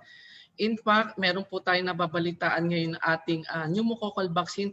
Ako po, as a private practitioner, yung palang binili kong vaccine ay galing sa government na meron pong mga kumpanya dapat po maano yan. Kasi kaya nagtataka po, pre-filled na po yung aming pneumococcal vaccine. Pero na-receive ko po doon sa kumpanya is yung pong separate, hindi pre-filled, na kahiwalay po yung syringe. Ibig sabihin po, pang-government po yon. Yung po, kasi ang dami po nasasayang na vaccine, at like po yung flu. Darating po sa atin ng flu vaccine June, July. Pero expiration po noon ay December. Kasi in fact, dapat nating kasi as early as December sa Europe po, sa Amerika, ibinibigay na po yan kasi doon po yung malamig na Pagdating po sa atin, paano natin gagamitin yung vaccine? Katulad po ngayon, bumabagsak yung presyo ng flu kasi mag-expire na ng December. Sana po maalagaan po yon. Then like po ngayon, out of stock po ang doxycycline. Kahit po DOH wala na. Di ba every year po nagaano po tayo ng baha. Paano po tayo pupunta ng isa bang area? Kasi yun po ang mga kailangan natin. Yung preventive side ng leptospirosis, wala po tayong makuha. Kung saka po lang tayo magkaka-issue na kulang po yung drug, kung meron na pong naapekto ng leptospirosis. Every year naman po bumabaha po dito sa Pilipinas. Yan po. Then another thing po ay sana mo po yung sinabi kanina, yung provision sa penal provision, na yung pong makastigo po yung mga nagbebenta ng vaccines ng gobyerno na ibinibigay po. At sana po ang Philippine Medical Association po at mga doktor po, like me, pediatrician, tumutulong po kami ng pagbibigay ng bakunang libre basta manggaling po sa gobyerno, kami po ang magbabaksinate. Yung po, ang inaano lang po namin, sana yung scrupulous na practice na ibinebenta po, ang dami pong ganon.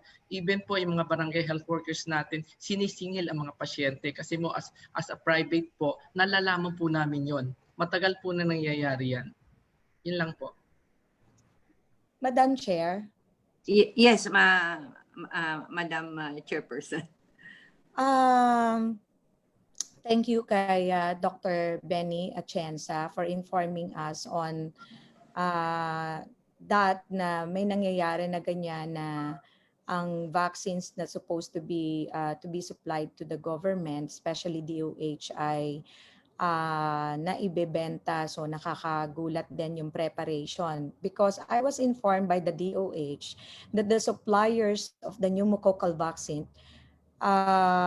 was not able to deliver the specified amount, no? So maganda po sana Dr. Benny that you can give us at least a report sa Committee on Health so that we can call on the DOH and said suppliers to inquire, no, what really happened, no, so that we can prevent na mangyari again ito, no. So maraming salamat po yung inyo pong observation on how are we going to implement. That's why we task po yung bureau talaga. Lahat ng detalye inilagay natin kasi nakita natin yung problema. Sila yung gagawa ng strategies nila on how to effectively implement those tasks, no? So and how can we prevent yung mga expiration and yung sa cold chain natin is ito ay requirement naman. So kasama po yan sa preparations in the implementation of this bill if enacted into law. Maraming salamat po, Madam Chair. Chair, Representative Estela Swansing. Yes, we already discussed this extensively. May I move for the approval of the unnumbered substitute bill to House Bill 6995, authored by our Chairperson Helen Tan, subject to style and amendment, so we can consider the suggestion of Dr. Atienza, Congresswoman Garin, and the FDA. So move, Madam Chair. Madam Chair, if I may. Yes, Congresswoman Garin. Yeah, Madam Chair, prior to the approval of the proposed measure, I just want to have this clarified because if we're going to discuss about substitute bill, the inputs there will actually be subject to style.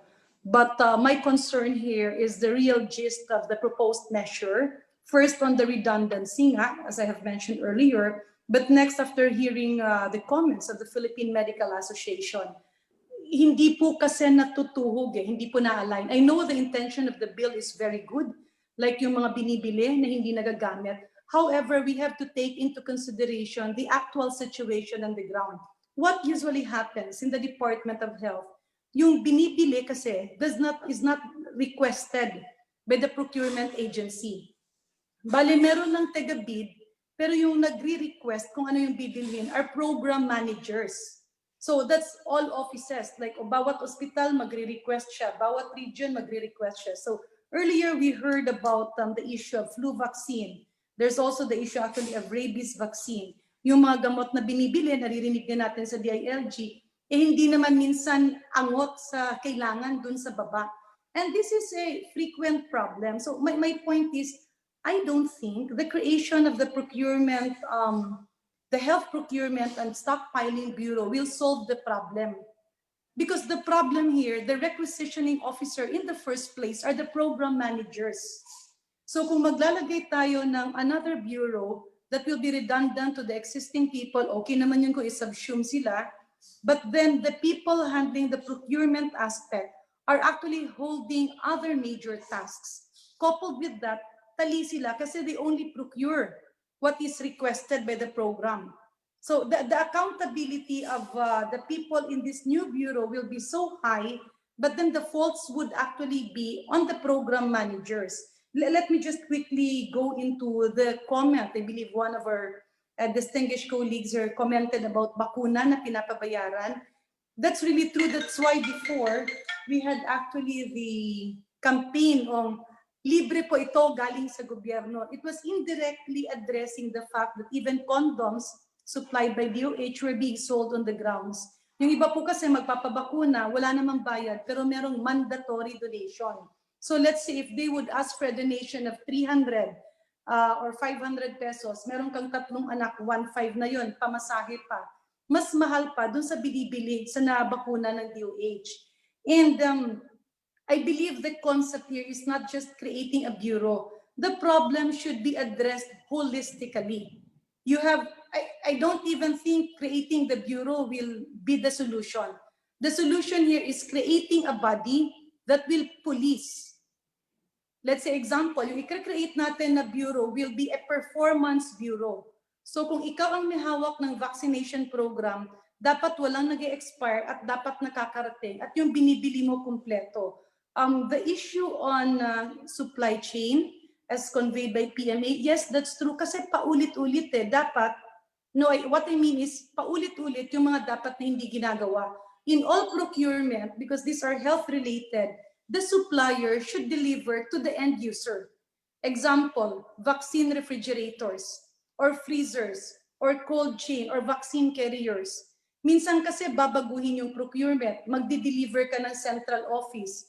Problema ngayon yung tao sa taas, paano mo ngayon yan i-deliver dun sa bawat barangay?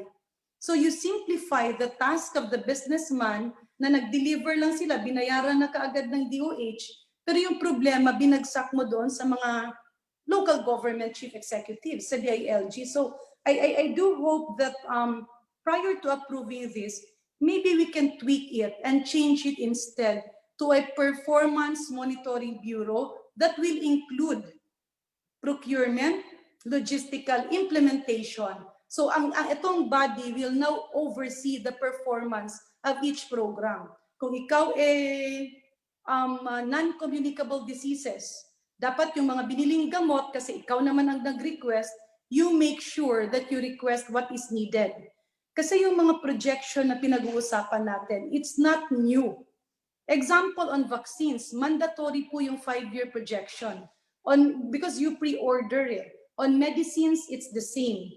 On, let's see, the hospitals and the LGUs, they have projection. The problem is, nagkakaroon ng walang alignment.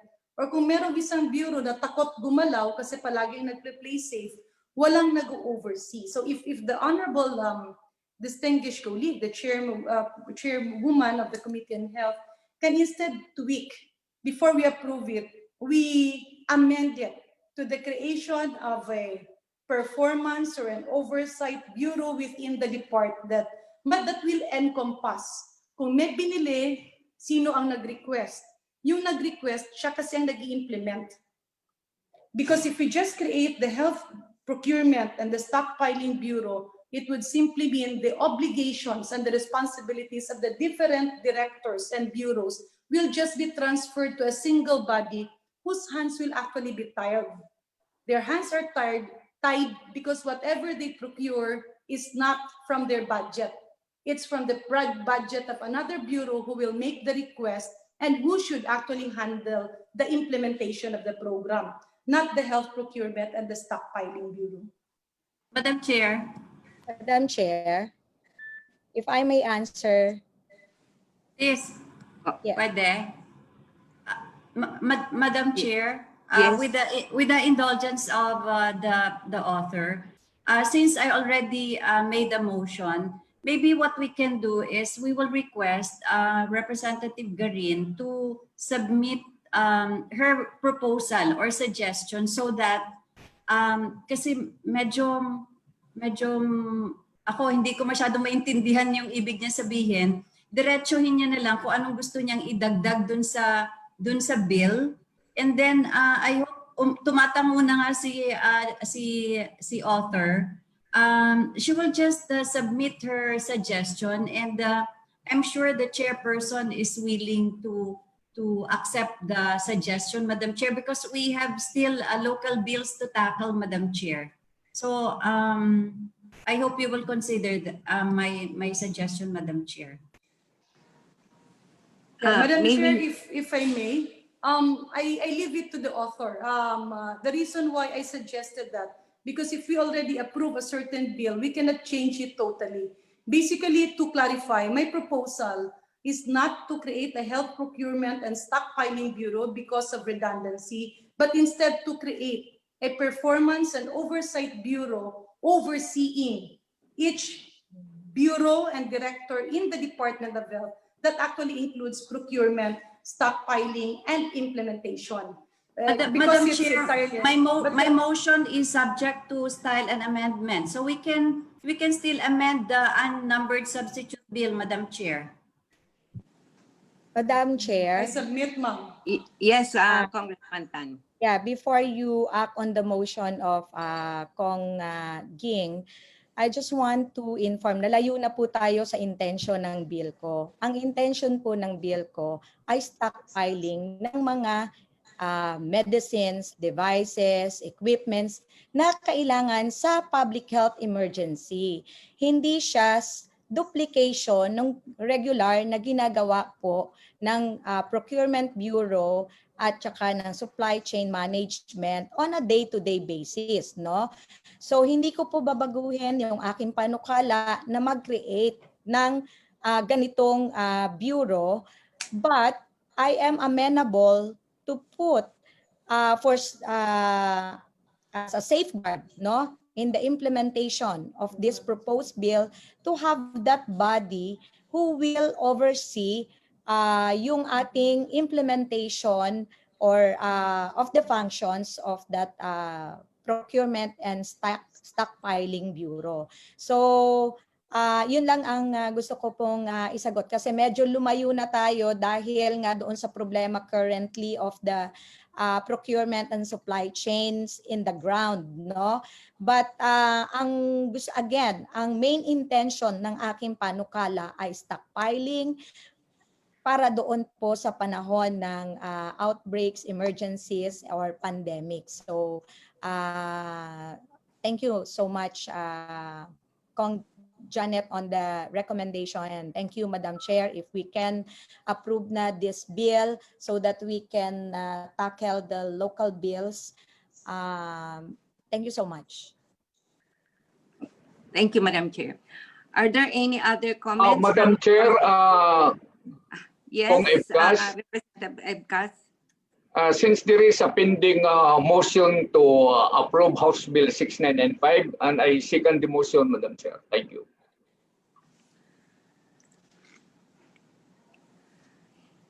Okay, if there are no other comments from the other resource persons and members, may we act on the motion of Representative Swansing?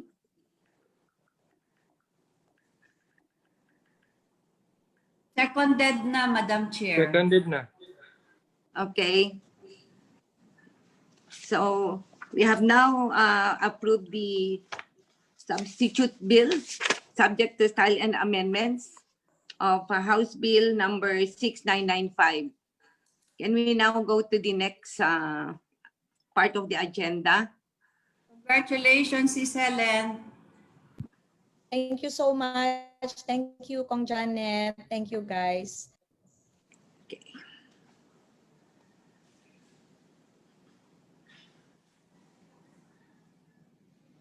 I now return the chairmanship to Representative Helen Tan, our chairperson. Thank you. Thank you to our Vice Chair, Representative Sean Acop. Thank you so much, Tita. We will now proceed on the discussion of consideration of the local bills. First in the list, we have House Bill 2925, authored by Representative Precious Hipolito Castelo, entitled An Act Establishing a Senior Citizens Hospital in Quezon City to be known as the Quezon City Senior Citizens Hospital and appropriating funds therefore. You are now recognized, Chair. Representative. Yes, Madam Chair, in behalf of Congresswoman Hipolito Castelo, I would like to manifest that the explanatory note be her sponsorship speech for House Bill number 2925. Thank you, Madam Chair. Thank you, Congging. May we hear from Sir Rod Napulan from the DOH? Thank you, Madam Chair. As to the House Bill number 2925, as authored by, introduced by Representative Precious Hipolito Castelo, let me read, Madam Chair, our position paper for our Bureau, and then we will submit the position paper of the DOH upon approval of the Secretary. So the health facility... Sir Rod, can you just, in the interest of time, can you just summarize the position of the DOH? Okay, thank you, Go Madam ahead. Chair. So we lodged the noble intent of the House Bill number 2925 that seeks to establish a specialty hospital for senior citizens in the Quezon City. And as per our bed to population ratio of the Quezon City right now is 1:328, based on its 2020 projected population of 3 million. In the 2019 latest hospital data, there are 48 licensed hospitals in Quezon City. 35 are privately owned and 3 are run by the local government units, and 11 are operated and managed by the national government agencies. Although there are several hospitals in the area, lack of dedicated health facilities were identified for increasing number of senior citizens over the years. The Philippines has reached what is considered an aging population. According to the Population Commission, 8.2% of the total population is over 60 years old, while 4.7%, or a total of 5 million Filipinos, is age 65 and older by the end of the 2018. It is also projected that the percentage of elderly people 65 and above in the country will almost likely grow by 4.9% by year 2020, 5.6% by 2025, and 6.3% by 2030. Moreover, the Philippine Statistics Authority reported that 22.1% of the elderly population aged 65 years old and above are also disabled or are in need of increased medical attention and care. Nearly a third of older people living in poverty, which is also greatly diminished the access to the highly specialized field of geriatric medical care. So in consideration of this, Madam Chair, the Bureau interposes an objection in the establishment of the Quezon City Senior Citizens Hospital, provided it shall meet the following criteria.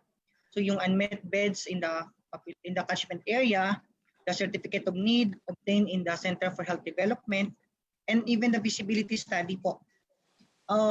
And would like to clarify, Madam Chair, kung saan po yung location ng facility, and it must be considered po yung integrity and safety ng hospital, yung proposed facility po, so that even in the disasters and emergencies ay ma-ensure po natin na safe po yung hospital.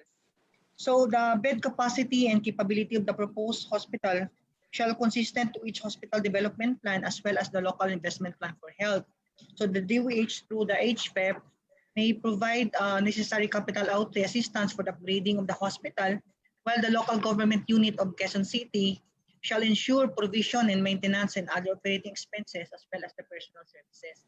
So this recommendation, Madam Chair, with the House Bill 2925 shall contribute in the implementation of the UHC to the benefit of the catchment population as well as the healthcare provider network therein, as aligned with the Philippine Health Facility Development Plan. So respectfully submitted, Madam Chair, and morning again. Thank you, Sir Rod. Since wala si Kong Castelo, Precious, we can naman approve this bill subject doon sa compliance na requirements. Can we ask someone to move for the approval of this bill? Representative Ebras. Thank you, Madam Chair, and good morning to everyone. I move that this bill be approved. Second. There's a motion to approve House Bill number 2925, subject to amendment and compliance to the requirements set by the DOH. Duly seconded. Is there any objection? Hearing none, the motion is approved. Thank you so much, Congging, for sponsoring House Bill 2925. We'll now proceed to House Bill number 3068, entitled An Act Increasing the Bed Capacity of the Bulalakaw Community Hospital in the Municipality of Bulalakaw, Province of Oriental Mindoro, from 10 to 50 beds and appropriating funds therefore, authored by Representative Alfonso Boy Omali Jr. and House Bill 3069, an act converting the Oriental Mindoro Provincial Hospital in Calapan City, Oriental Mindoro, to a regional hospital to be known as Oriental Mindoro Regional Hospital and to increase its bed capacity to 300 beds, appropriating funds therefore, authored also by Representative Boy Amali. May we hear from Representative Boy? Yes, Boy? I'm so sorry po. Madam Chair. Taken much of your time. Thank you, sir. Thank you for patiently waiting. Good morning. I'd like to move that the explanatory note be used as my sponsors for both the 3068 and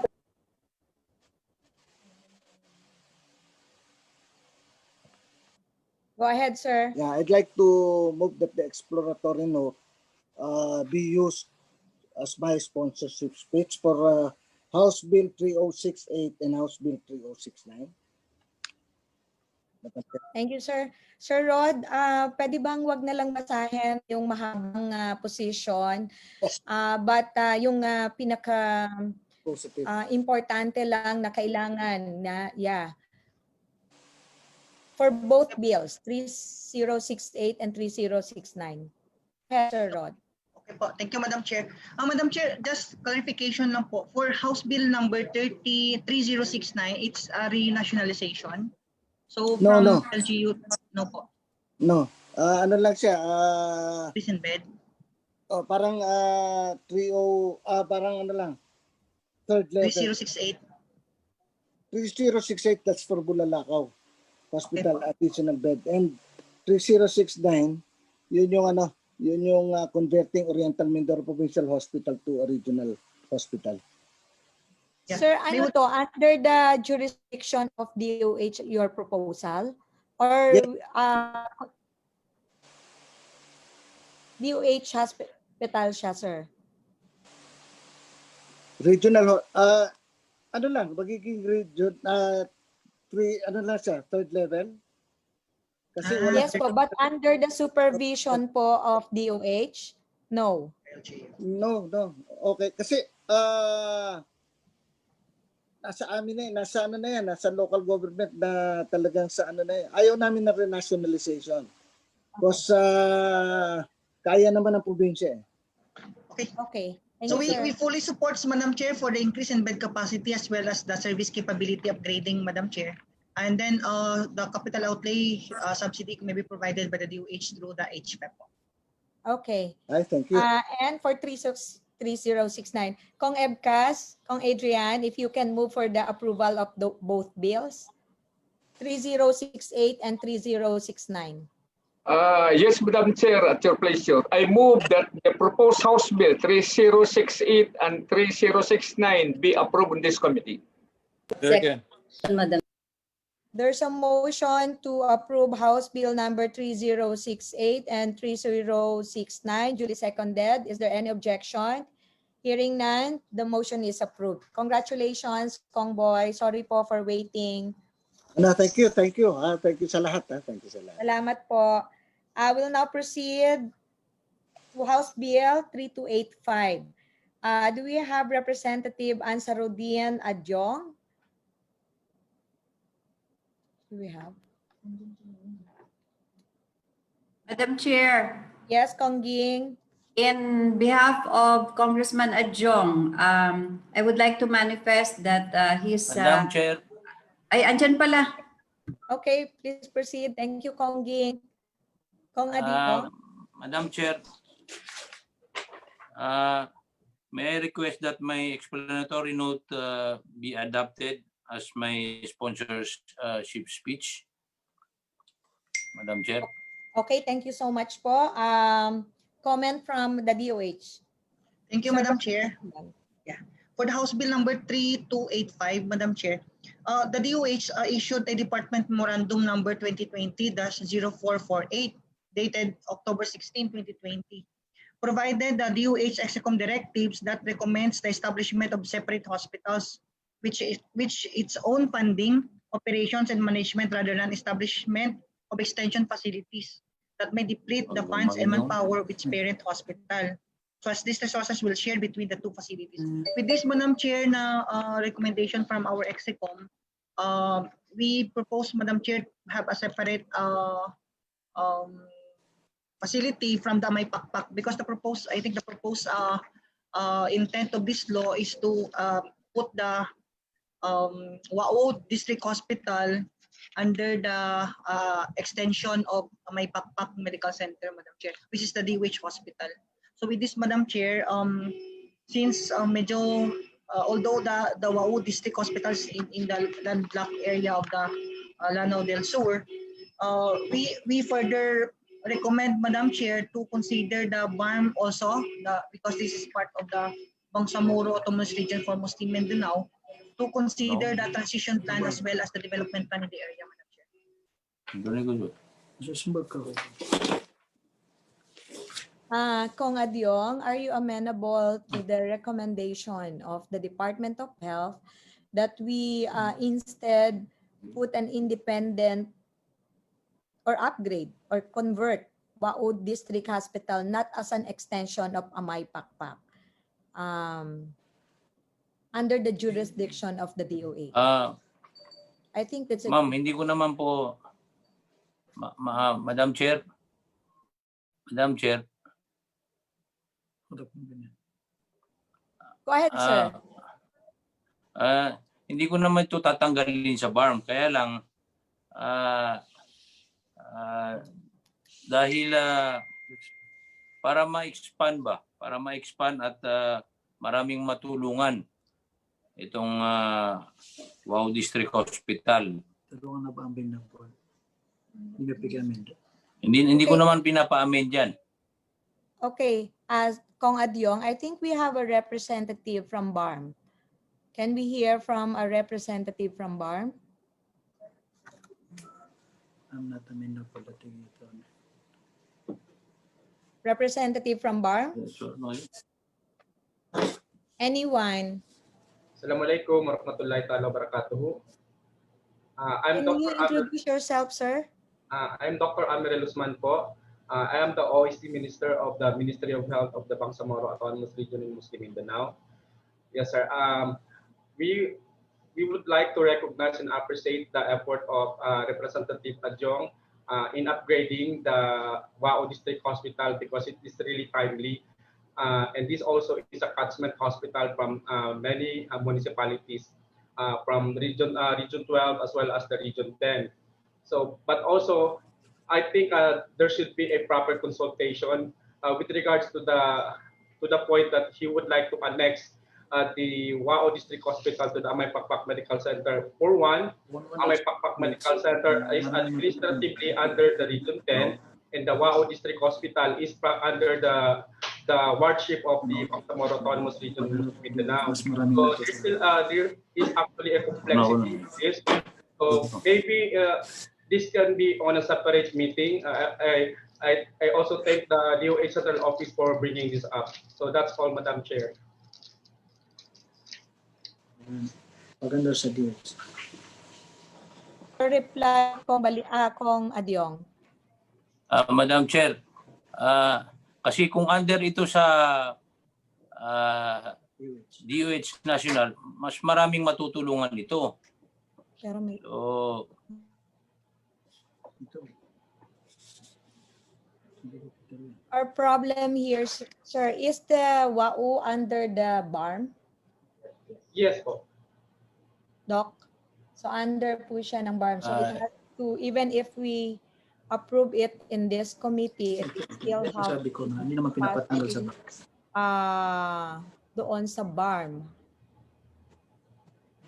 Because they have the Ministry of Health, sir. Hindi ko naman data. Madam Chair. Sir, can we, I don't know if you will agree with my recommendation that we conduct a separate hearing on this with the DOH and the Minister of Health and you, so as that we refine your bill. Okay, ma'am. Sige, ma'am. Madam Chair. Okay. Okay, ma'am. May we hear for the deferment, the motion for the deferment of the approval. Kong Ana Ganyo, our Vice Chair, if you can move. Madam Chair, may I move for the deferment of the approval of House Bill 3285? Thank you, Madam Chair. May we hear a second? Okay, may rule number. There's a motion to defer the approval of House Bill 3285 to be seconded. Is there any objection? Hearing none, the motion is approved. We'll just set a meeting, Kong Adyong. We'll help you. We will help you, sir. Now we'll proceed to House Bill number 4252, authored by Representative Maximo Dalog Jr. Do we have Kong Dalog? Yes, ma'am. Okay, please proceed, sir. Thank you, ma'am. In the interest of time, may I pray that my explanatory note be made my sponsorship speech, Madam Chair. Okay, thank you so much. DOH, may we hear a comment from you? Okay, thank you, Madam Chair. So as to the House Bill number 4552, as introduced by Representative Dalog Jr., Madam Chair, Luis Hora Memorial Regional Hospital is a DOH hospital, and currently it has a 75-bed license, and recently na-enact na po natin na mag-increase ng bed capacity to 200 beds din po itong hospital na ito. And currently, 2019 data, meron po silang 179% po yung occupancy rate with a daily average census of 134 patients. So, as mentioned po kanina during the discussion on the Apex Hospital, so kung ang direction po ng Luis Hora is to the second, will be the second Apex Hospital in CAR in the Cordillera Administrative Region, after we already issued out a policy for the Baguio General Hospital and Medical Center po. So with this, Madam Chair, we interpose no objections on the proposed measure to upgrade the service capabilities of Luis Hora Memorial Regional Hospital, provided that po the upgrading and expansion should be consistent to each hospital development plan. The master site development plan is also developed, as well as the availability of the lot and space will be ensured. Ang isang problem din po right now for the Luis Hora, although yung mandate po nito is papunta dapat sa regional hospital, at least level 3 hospital po ito, with specialty services. So doon pa rin po papunta din naman yung direction po ng Luis Hora Regional Medical Center, Regional Hospital po natin. And just to mention din po, Madam Chair, na meron pong House Bill right now na na-approve po na ninyo, as well as po sa Senate na ongoing at the committee level, na ang DOH na po yung mag-set ng service capability at saka capacity for the DOH hospitals.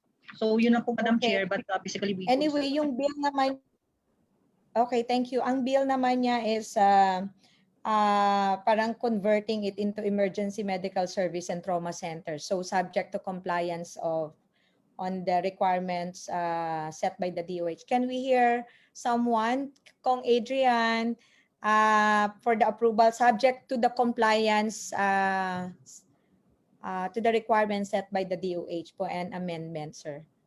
Thank you, Madam Chair. I move that the House Bill 4252 be approved subject to the compliance and its requirements set by the DOH. I second. Okay, there's a motion to approve House Bill 4252 subject to the compliance set by the DOH, subject to style and amendment. Duly seconded. Is there any objection? Hearing none, the motion is approved. Upon the request of our representative Ted Haresco, has been requesting that his bill be tackled first. We'd like to jump to item number 10 on House Bill number 5427. Yes, you can proceed, sir. Representative Haresco. Yes, thank you, Madam Chair. Madam Chair, esteemed colleagues, may you take my bill as my explanatory note for the Dr. Rafael Tumbocon Hospital, Madam Chair. Thank you, Madam Chair. Maraming salamat po. Short comment, Director Roderick. Okay, ma'am. Promote ka na ba? Hindi pa, ma'am. Oh, okay, sige.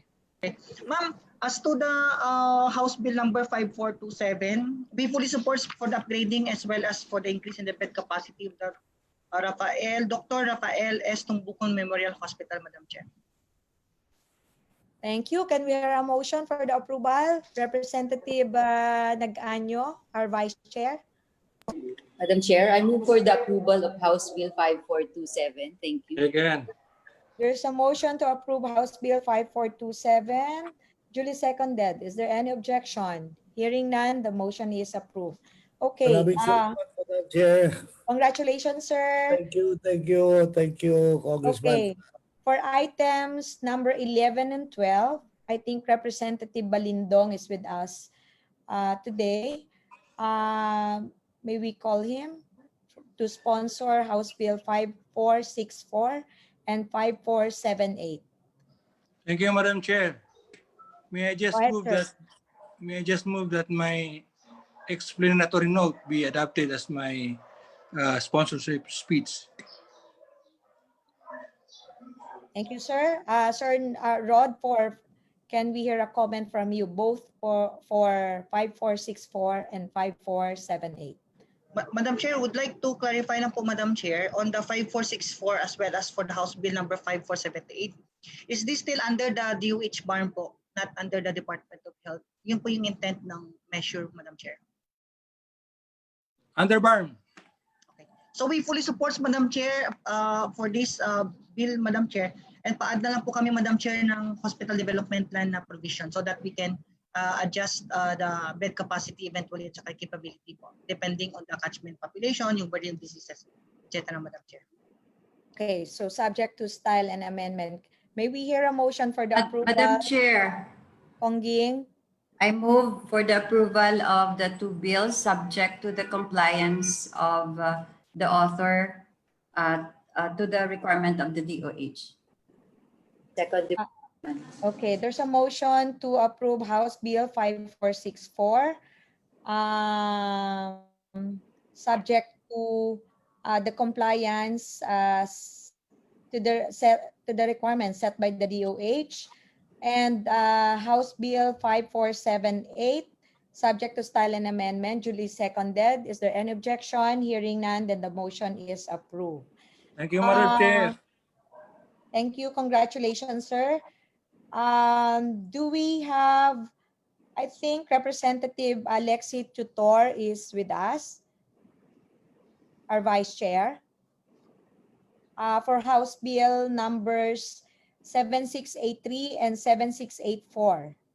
You have the floor, ma'am, to sponsor your bills. Oh, she's not here.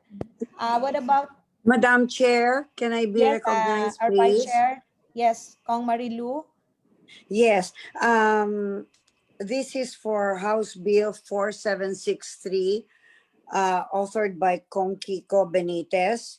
He has asked me to read it for him.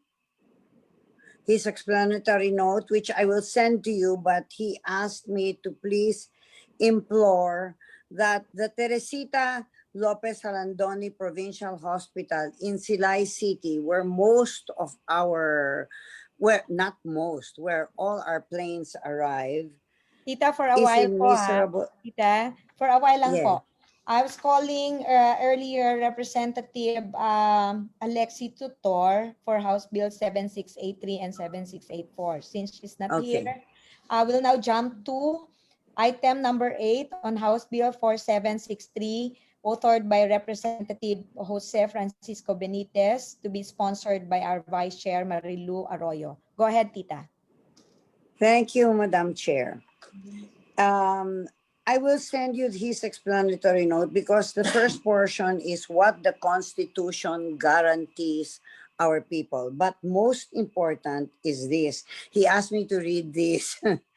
Our Teresita Lopez Halandoni Provincial Hospital in Silay City, Negros Occidental, is in miserable condition.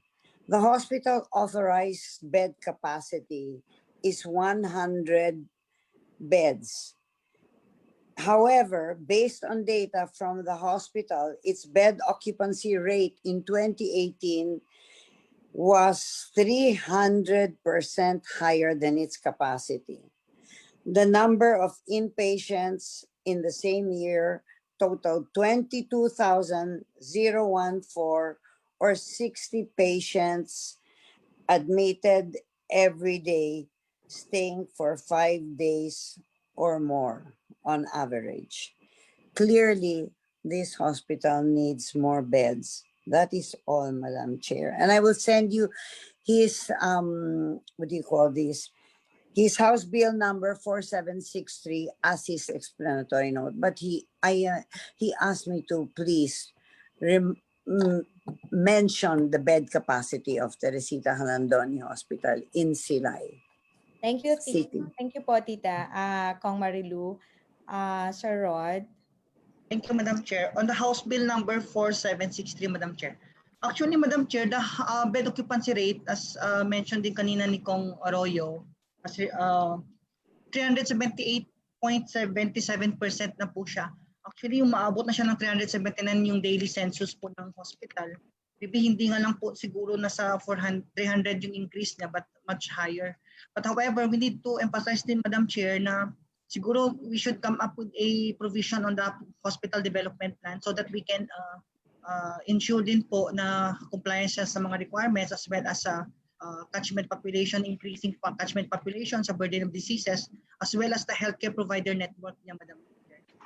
So with that, Madam Chair, we fully support for the increase and upgrading of this hospital.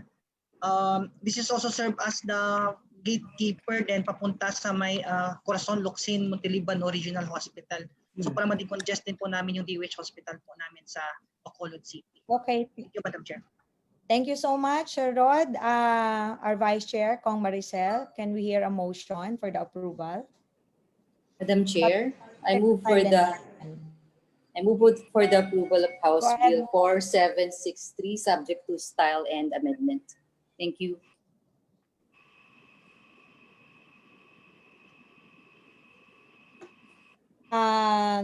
There's a motion to approve House Bill 4763, subject to style and amendment. Can we hear a second? I second the motion, Madam Chair. Duly seconded. Is there any objection? Hearing none, the motion is approved. I think Representative Alexi Tutor is here na. Do we have a representative? Yes. Yes. Madam. Please sponsor House Bill 7683 and 7684. Yes po, Madam Chair. Thank you so much. Good noon, everyone. To expedite our discussion, Madam Chair, I would like to move for the adoption of my explanatory note for both House Bill number 7683 and 7684 of its explanatory note as my sponsorship remarks. Thank you, Madam Chair. Sir Rod, thank you, Kong Alexi. Thank you, Madam Chair.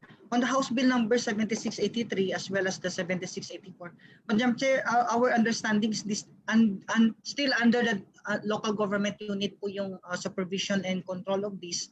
And then the bill also suggesting that the DOH shall provide the capital outlay requirements subsidy for the upgrading as well as for the increase in bed capacity of the hospital.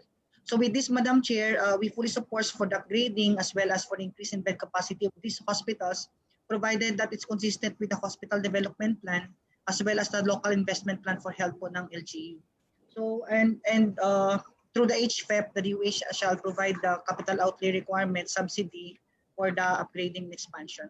Although, Madam Chair, just to note lang po, yung occupancy rate po ng dalawang hospital is less than 80%.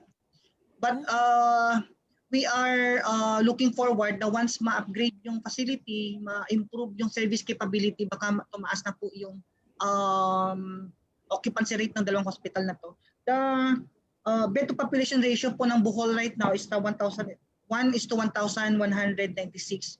With this hospital upgrading and expansion in the number of the bed capacity, this will improve further po yung service capacity po natin sa buong Bohol.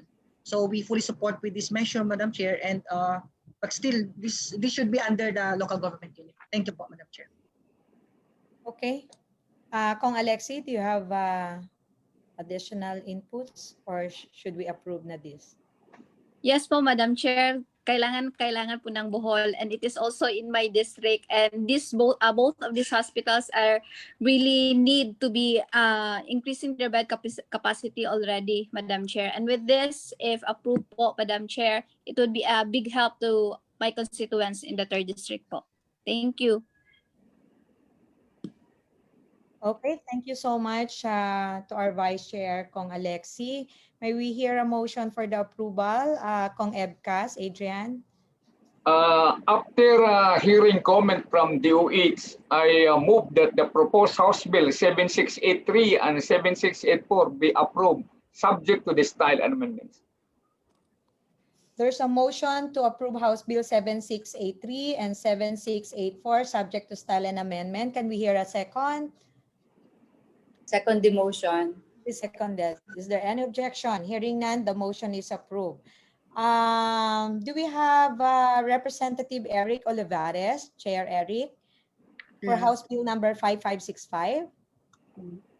Good noon, Chair. Sorry, sir. Skip ko po kayo.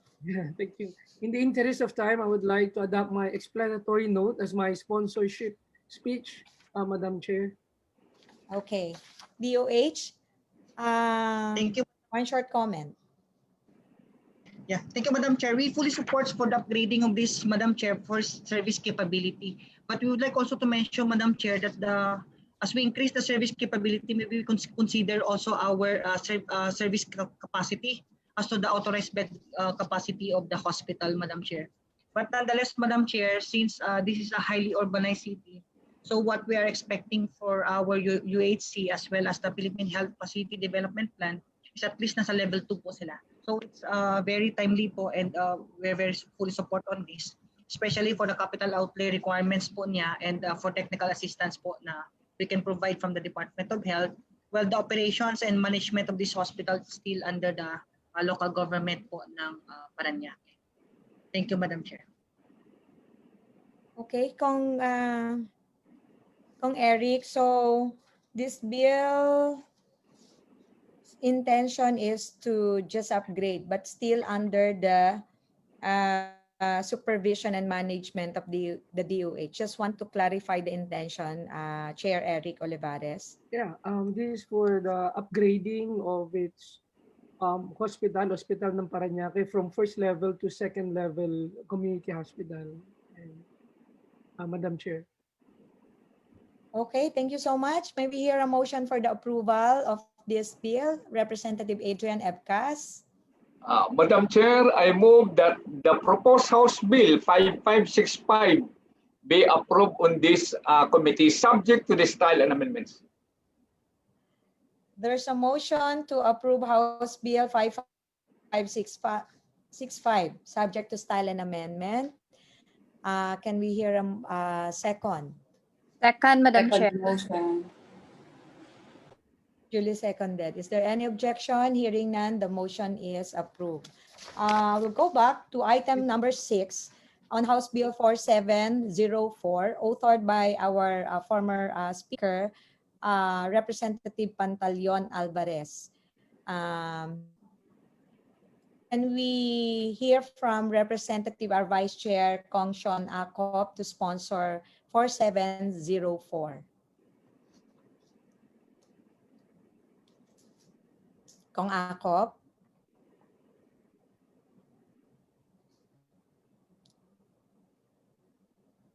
Okay, can we hear anyone from anyone to sponsor Kongging?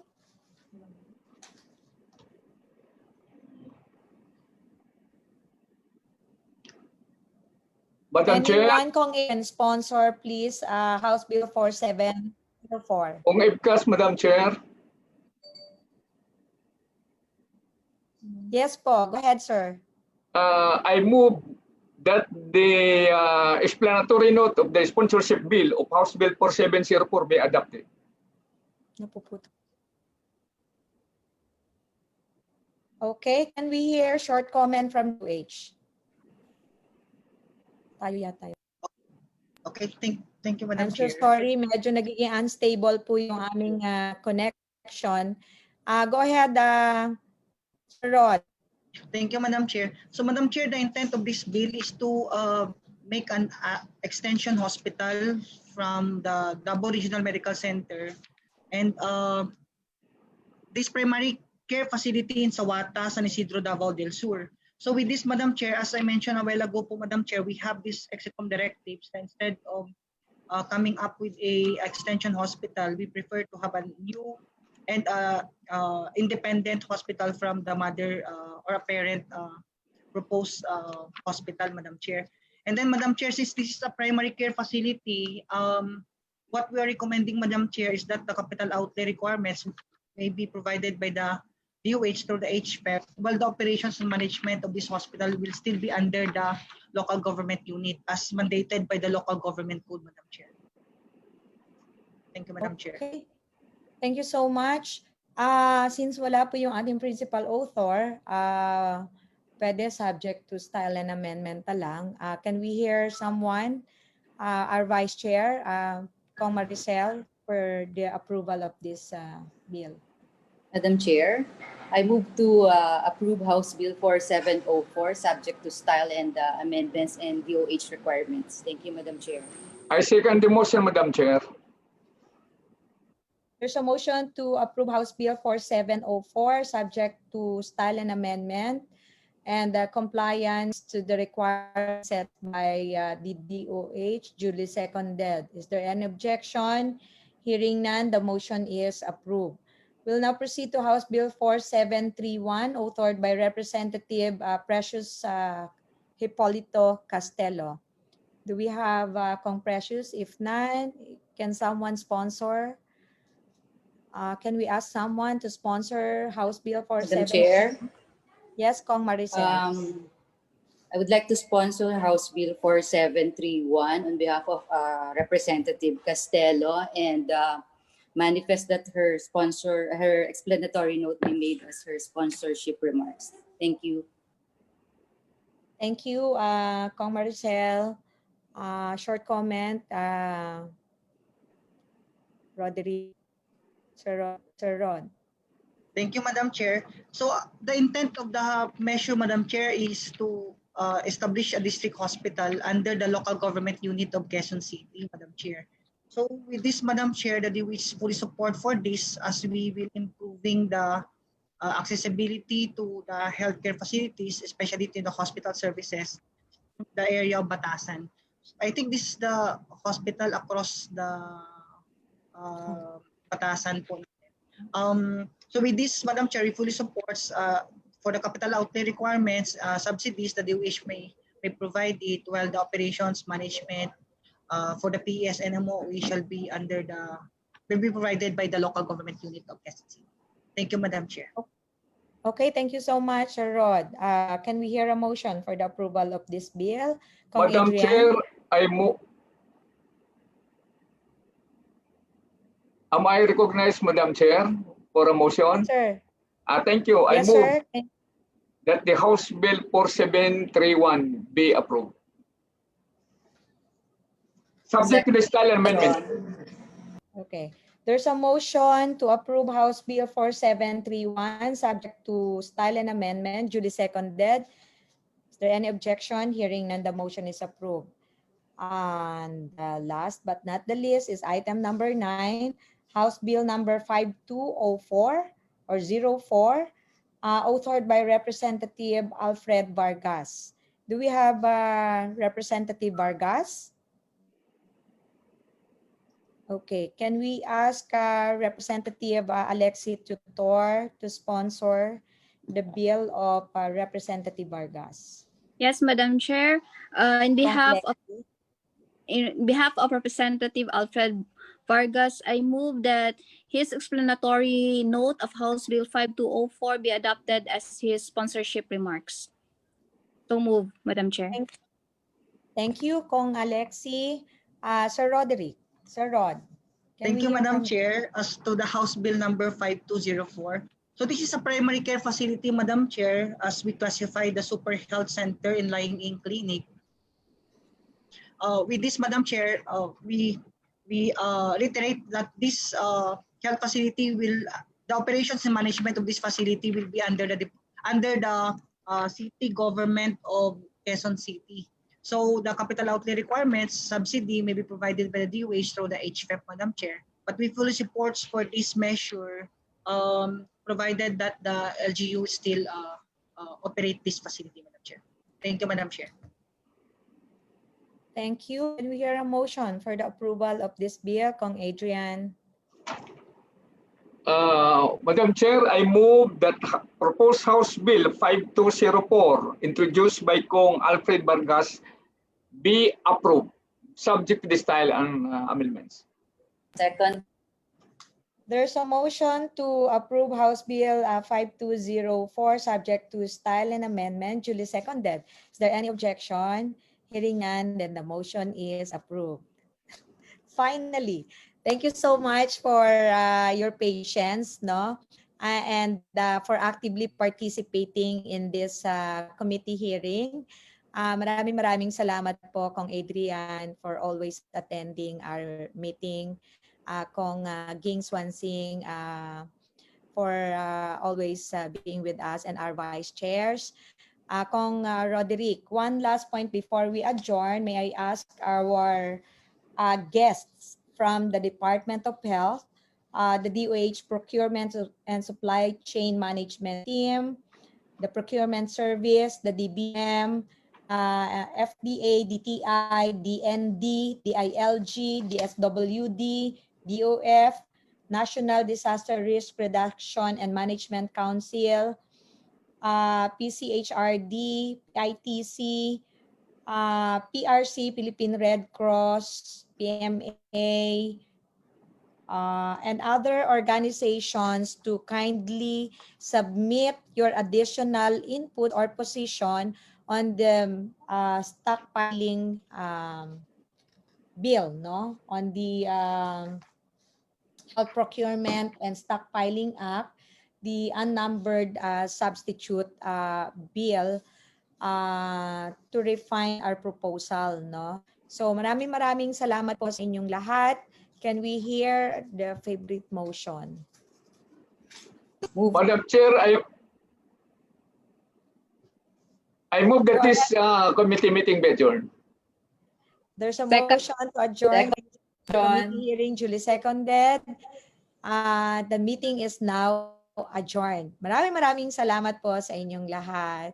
Thank you, Chair. Enjoy your Thank you, Madam lunch. Chair. Thank you, everyone. Thank you so much. Thank you. Thank you, Comsec, Ma'am Sylvia. Thank you sa team. Thank you, ma'am. Welcome po.